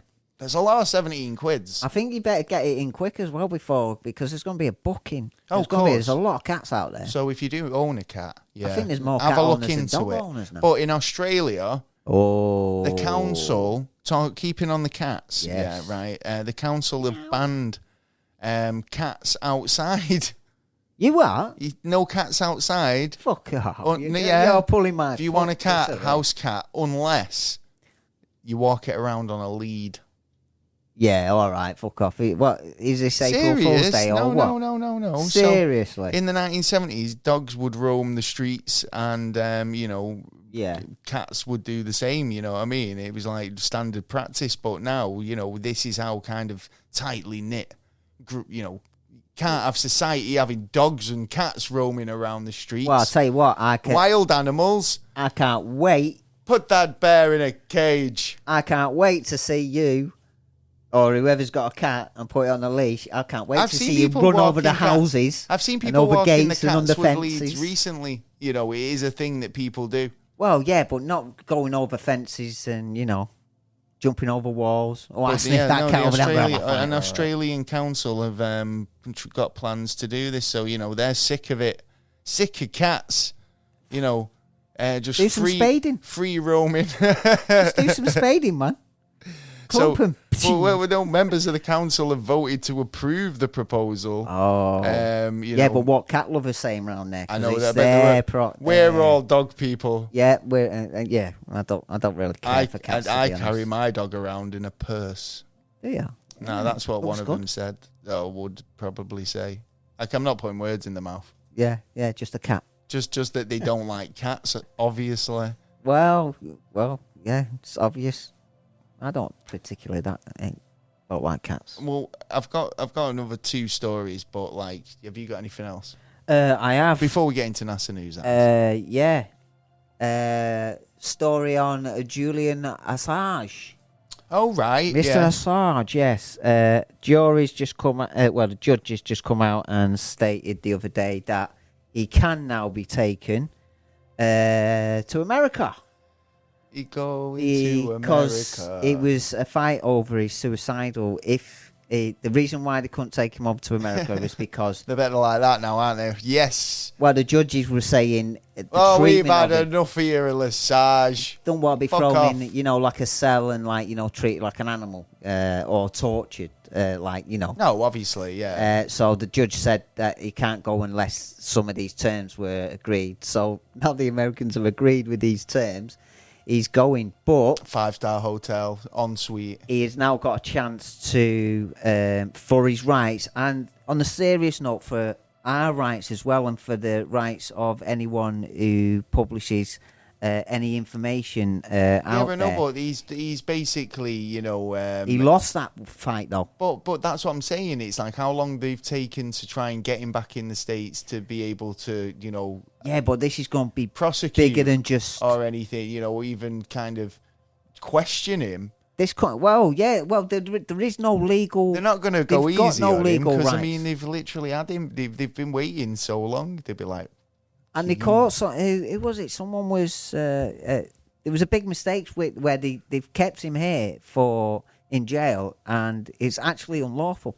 Actually, it is unlawful, but they've still kept him in jail. They're looking at putting him on bail at the minute. They don't know if they're going to do that, but it really has massive consequences. Because when he goes over there, he won't be seen in the trial publicly, won't be hidden behind the lines, and we won't know what evidence has been put forward, which from the evidence has been America to our courts, we can't see how he can be charged for it, but under some legal rights, they're still allowing him to be transferred over to there. Right, okay. So, but it is going to affect the results. It's going to affect. I can't see him sending media. him over. To be Definitely honest, it's I can't see him going. Well, I mean, he's got unless 6 they months. actually come and collect him and say like cuff him. No, and we're take him. going to throw him on a plane and go. There you go. Meet him There's on the the other cargo end. plane. Yeah, basically. He might yeah. have to do a DB Cooper and jump out the back. He wasn't like- doing Mission Impossible and jump That's out what the I mean, fucker. Yeah, definitely. So, I'm keeping my eye on it. But for now, it's not good news at the minute. Well, do you know, just because we were talking about cats earlier and you said something quite interesting. Oh, did I? Yeah, well, they're Always not just do. for Christmas. Yeah, no, right. they're not. And, you know, I saw a story earlier about a woman who bought a teacup pig. Yeah. A supposed teacup pig. Hold yeah. on, a supposed tea. Yeah, have you heard of a teacup pig? No. Right, a teacup pig is exactly what it sounds like. It's Just a a pig. pig that would fit in a teacup. Yeah. Oh, right, so a They're little baby pig. miniature pig. Right, Yeah. okay. But the problem is, when a piglet's a piglet, Yeah. it looks like a teacup pig. Right. Yeah, and people sell them as teacup pigs, but teacup pigs won't get any bigger than a teacup pig. Yeah. Yeah, But these whereas- fuckers are getting large. Yeah, so there's been people who've been lumbered with full-grown pigs. Bacon, yeah. you got bacon boys for at least a You good know, couple of months, then, and mate. you know, then that's a problem because what do you do with that, right? So then there's a pig that you've, like you say, it's not a pretty thought that you've got how you're going to get rid of it, but unfortunately, it's like, is that going to be able to be integrated onto a farm or whatever? I don't know. One way to get rid of your enemies, isn't it? Get a pig. God knows. Well, actually, there's a story here about 2 being injured Oh, right. as a okay. pig storms a golf course in West Yorkshire. It's a pig race. That's what I'm saying, man. Was that one of these pigs that was just let loose and You know it's what? gone wild and ran on a golf course and knocked 2 golfers over? I'd love to have heard the conversation of 2 people going, hey, have you heard about the golf course? 2 pigs were running rampage on there. They'd be thinking like, what? 2 coppers were running rampage round there? One got a hole in one. Yeah. got clubbing. It basically charged at people and Oh, caused shit. Fucked the caused golf damage. course up It and- wasn't just a little pig; it That's, was a fucking beast. Yeah, that you won't want to meet that So in yeah, a dark 2 alley. people were injured after 2 large pigs. So it's 2 pigs now. It's not like one of those stories. It was like, you know, when you had There that was mate. one. It was I got in an altercation in the night out, and there was 5 of them, and then Yeah. the next day there was 8 of them. Yeah. And it ended up being one old granny. It with a wasn't. handbag. It was just. It was. It, It's the wall. He was just pissed, and he thought he was people there, but he was just Lamppost one. swinging at the walls, going. The massive pigs. They There. are big pigs, them fuckers, aren't Aren't they? they just? Hey, but, I'll tell you what, but like I fancy say, a bacon butty now. but that's what I'm saying though. It's like these teacup pigs, or when people think they're buying a teacup pig, and Yeah. then it turns Gotta be out to be a careful. regular pig. Because I've seen a similar Yeah. story about that a few times, right? They used to do with doggies, didn't they? They used to, them little doggies, and then it was like, they're turning into a biggie doggy, and they're not It's that cute. doggy. They go, oh, it's so cute, a Yeah. little pig. Yeah, it is okay. when And it's if it like stayed that. like that for ages, I'd keep it. And then I'm sure they were genetically modified. Yeah, right, to be like that. But when How far? they turn out not to be what they thought it was, that's when they get abandoned, and Yeah, but it's not fair. And like I that's say, true. people say, you know, Butchers dogs love aren't a just pig or for two. Christmas. Yeah. But it goes for all Sell 'em animals, really, butchers. doesn't it? Say if you got your certificates as well. Yeah, you're gonna have a problem fucking flogging them on, I should imagine, or selling them to the bacon factory. I'm just like, have you got your certificates for these pigs? It's like, well, they could have all sorts. But couldn't they, really? when did it come to the decision of like, you know that little piglet you had? It's growing a little big there, isn't it? Oh, You know what I mean? Oh, what's going on there? So let's take a look at it. Oh, what's going on? Oh, I don't know. Oh, Really, don't know. A bit crazy. Yeah, when are you going to look at that pig and go, you know what? That pig's getting a little bit big. It's no more than a teacup now. It looks like a fucking frying pan. You know what I mean? Then what are you going to do? You're best off getting rid of it straight away after that, or at least why don't they contact the people? Or they picked it from back alley. Back of a truck. I found this pig. Yeah. Yeah, where do you even go to buy a pig? I mean, to be advertised, won't there? There's loads of advertised, but you've got to look out for these frauds. There's loads advertised. I've never once gone past like a shop window where do you know piglet for sale. Yeah, do you know where they have the board outside post office? Yeah, don't do that now. It's on the internet. Bike for sale, whatever. I've never seen pig. I've seen chickens. You know what? I have seen pig. I'll be honest with you. I have seen pig. Pig for sale or swap. Yeah, but there is a lot of farms around there. £20 or nearest offer. Oh, call more than 20 Jim. quid, yeah. Call Jim for details. Won't run One off for at least previous 2 days. owner, good runner. Yeah, really good runner. Eats all your waste. Done. It's like, all right. Only done 30,000 miles. Yeah, this year. Anyway, right. I've never seen it. Going in. Have you finished? We're going into NASA news. Let me have a look. Oh no.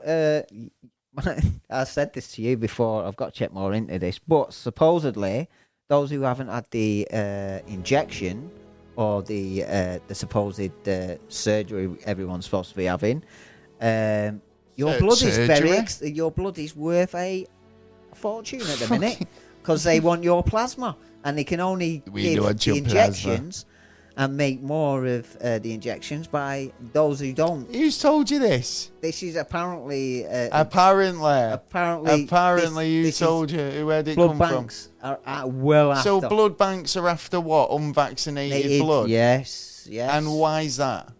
Because they need the plasma to make the disease, so they can actually make the antidote for you. So everyone's vaccinated. They've not got the blood they need to test it. So if everyone was vaccinated, we'd be in a little bit of a fucking pickle on that one, wouldn't we? Really? Because then we'd have to use another species to actually transmit, and then we don't know what the reaction. Do you mean transmit? They want to make another disease and transmit. Well, no, but that sounds like a good thing. If they can't make it, that sounds like evil villain shit. But if everyone is, we want to make this disease, and we can't because we can't get human. Well, you're taking away the natural away, aren't you? What? You're taking away the natural ability of your own body away. Yeah, well, and adding to it. No, because you're adding to it, so you're actually adding something to your body.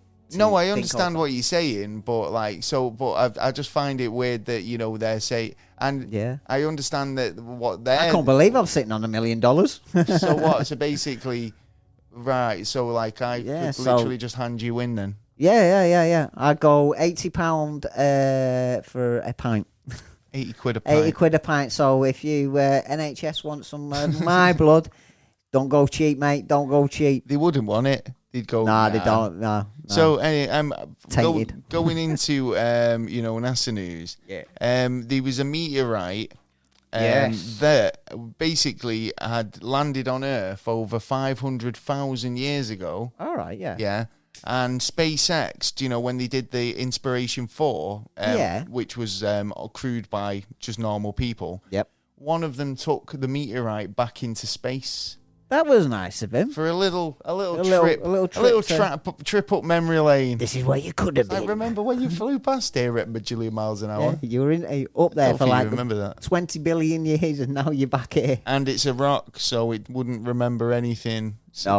Unless you think rocks have feelings. Yeah, 50,000 years on Earth, a meteorite got the chance to visit space again after almost 3 days during the all-civilian Inspiration 4 mission in September. Is that the only reason why it got took up, or was it used for maybe experimentation? It's like we didn't want to make too... That right? It was like we know everyone was dead impressed with William Shatner going up in Blue Origin, and we didn't want to show him up with the rock. And it wasn't the rock. Yeah. It was just this bit of rock. we were going to announce that we were going to send the rock into space. Yes. But we didn't want people to think we we didn't were want the competing. fan base coming round. We didn't want people think we were competing with Shatner. Oh, no. I don't think you could you? Who do you reckon could beat Shatner? They could have sent Captain had to be Picard. They could have sent Picard. Yeah, but I like Picard. I told you. He's my best one. Elon Musk could have got, Luke Skywalker and Harrison Ford. Mark Hamill and Harrison Ford to go up into space with him. Well, if you're going to go Star Star we can't Trek, do without the princess. If you're going to go Star Trek, we're going to go Star Wars. You know what I mean? We'll be having fucking Star Trek. We would definitely be having Star Wars. So was the a point to them sending a rocket? Well, the fact that it had been to space once before. Yeah, and there must have been some kind of experimentation reason why they took it up as well. Well, talking about Bezos, he just sends people to the edge of space and they come back down. That's it's like he's a carny. Yeah. Do you know what I mean? He's like a travelling fun fair. Yeah, right. he goes, roll up. Come on, ride on me dick. Ride on the Bezos dick rocket. Yeah, fuck it. How many tokens have you got, son? You ain't got enough, mate. You're too tall. It's all the tokens. Go back to your mum and tell her she needs to come grab and bring more tokens. Million. So, so what it is, it's just a fucking. I've seen. It's like it does. He should pitch it up in Alton Towers. That's what he should. Right. So come on, play on my magical ride. Well, Bezos has sent the first astronaut's daughter. Ah, okay. Keeping it in the family, Yeah, legacy. Good idea. Yeah. So, perhaps she might get inspired. With the fact that the first person to ever be in space. Yeah. First astronaut. To get the door to go up, that's quite nice. Yeah. I mean, I like that. I'm assuming he charged her a fucking bundle to do it. Yeah. Apparently there was reports that he approached a few other people. When he was trying to get the publicity to get someone famous up in his rocket. They can't be paying the full price. Well, he was charging them. They can't be paying the full price because it costs like there's a Japanese billionaire who's just gone up to the ISS, right? And they estimated that it's been shushed, but it's estimated he paid about 50 million, to get up there. So you're talking like Shatner ain't got 50 million. This is crazy though, because in terms of, listen to this though, right? In terms of if they say there's the 1% who have all the money, right? It's like, right, you can sell a load of small products to the masses, right? And that's one Bezos thing. is going to get something out of it, and that's what he does. Bezos, right? No, listen, right? He's got Amazon, right? And he can sell millions of products a day, from small items to big items, and people will buy them no matter where they are in the social scale, right?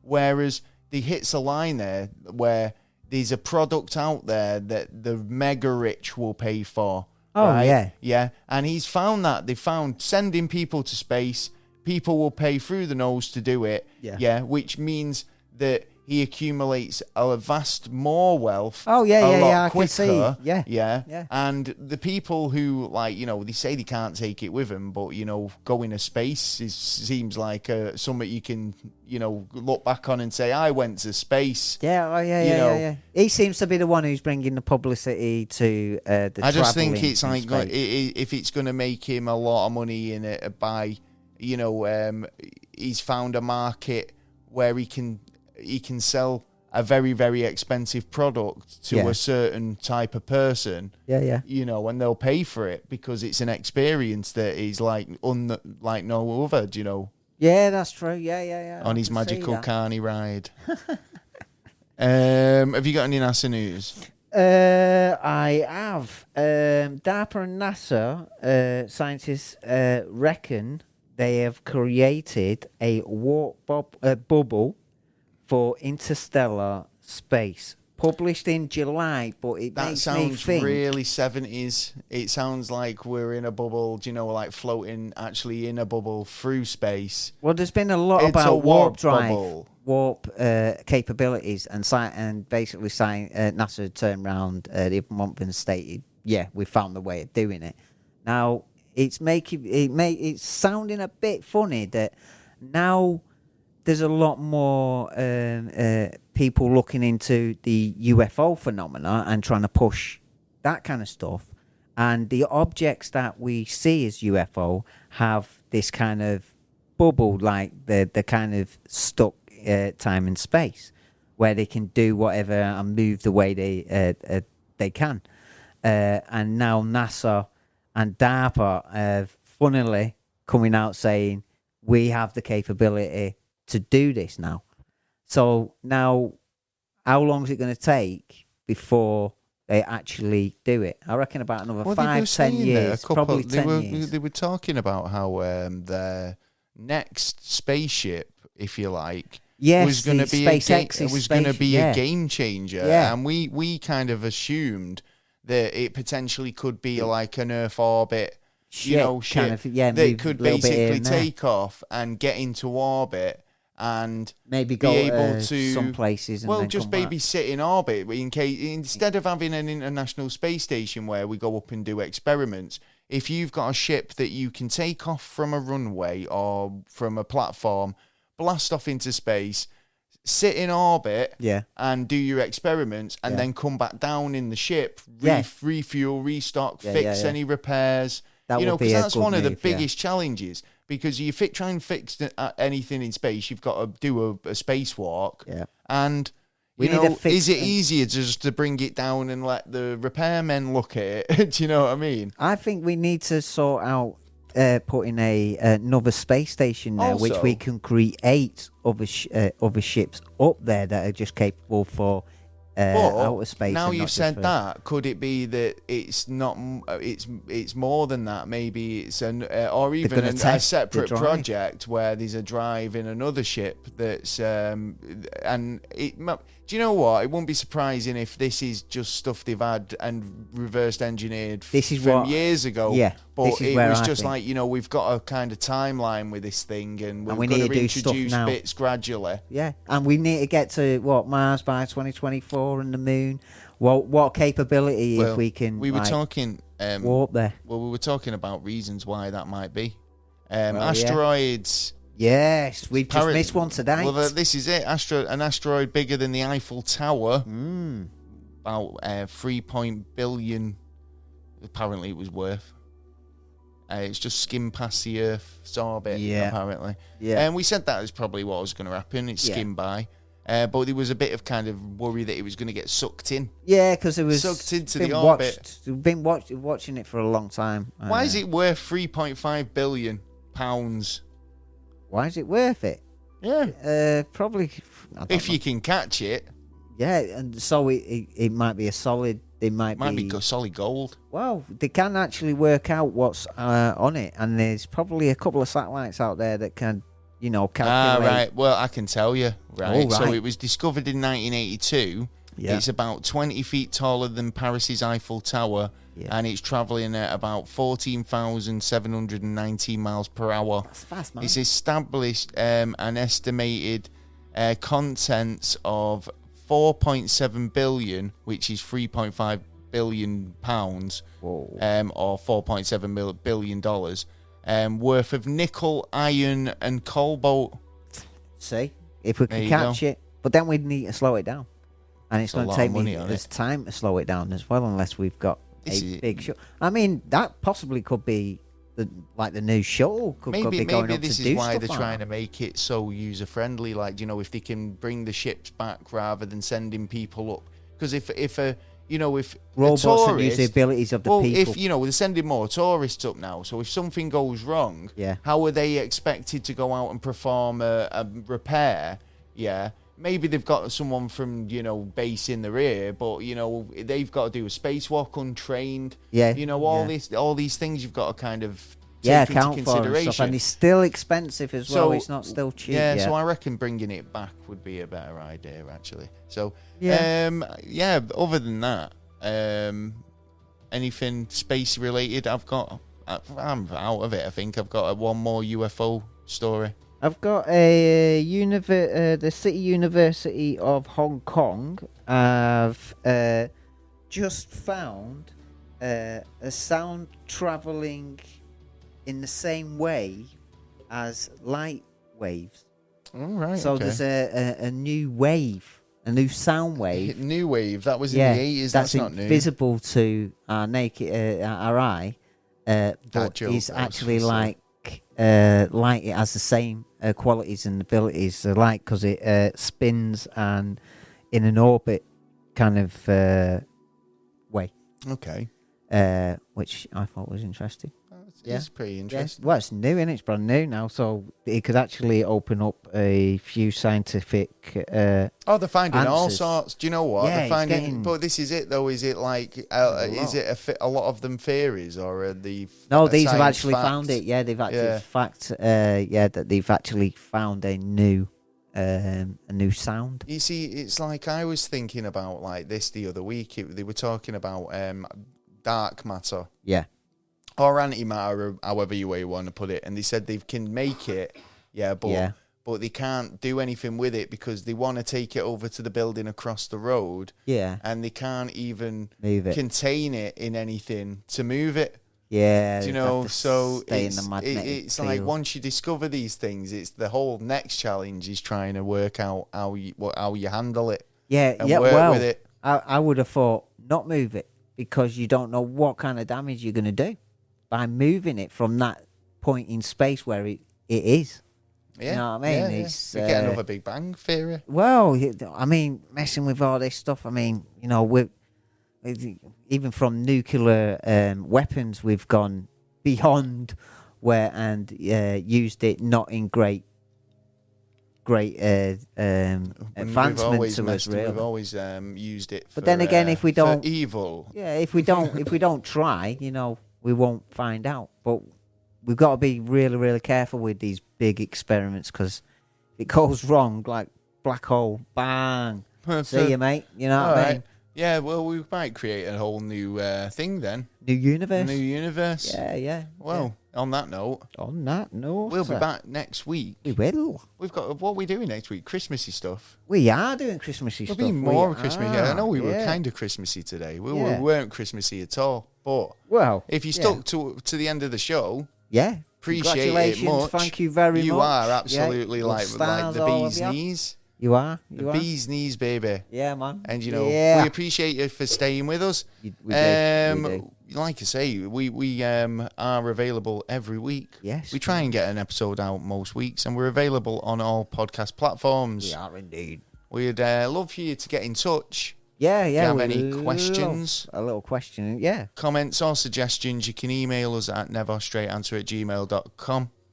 Or go to the website at neverstraightanswer.co.uk. We're on Twitter at NASA_never and on Instagram at neverstraightanswer.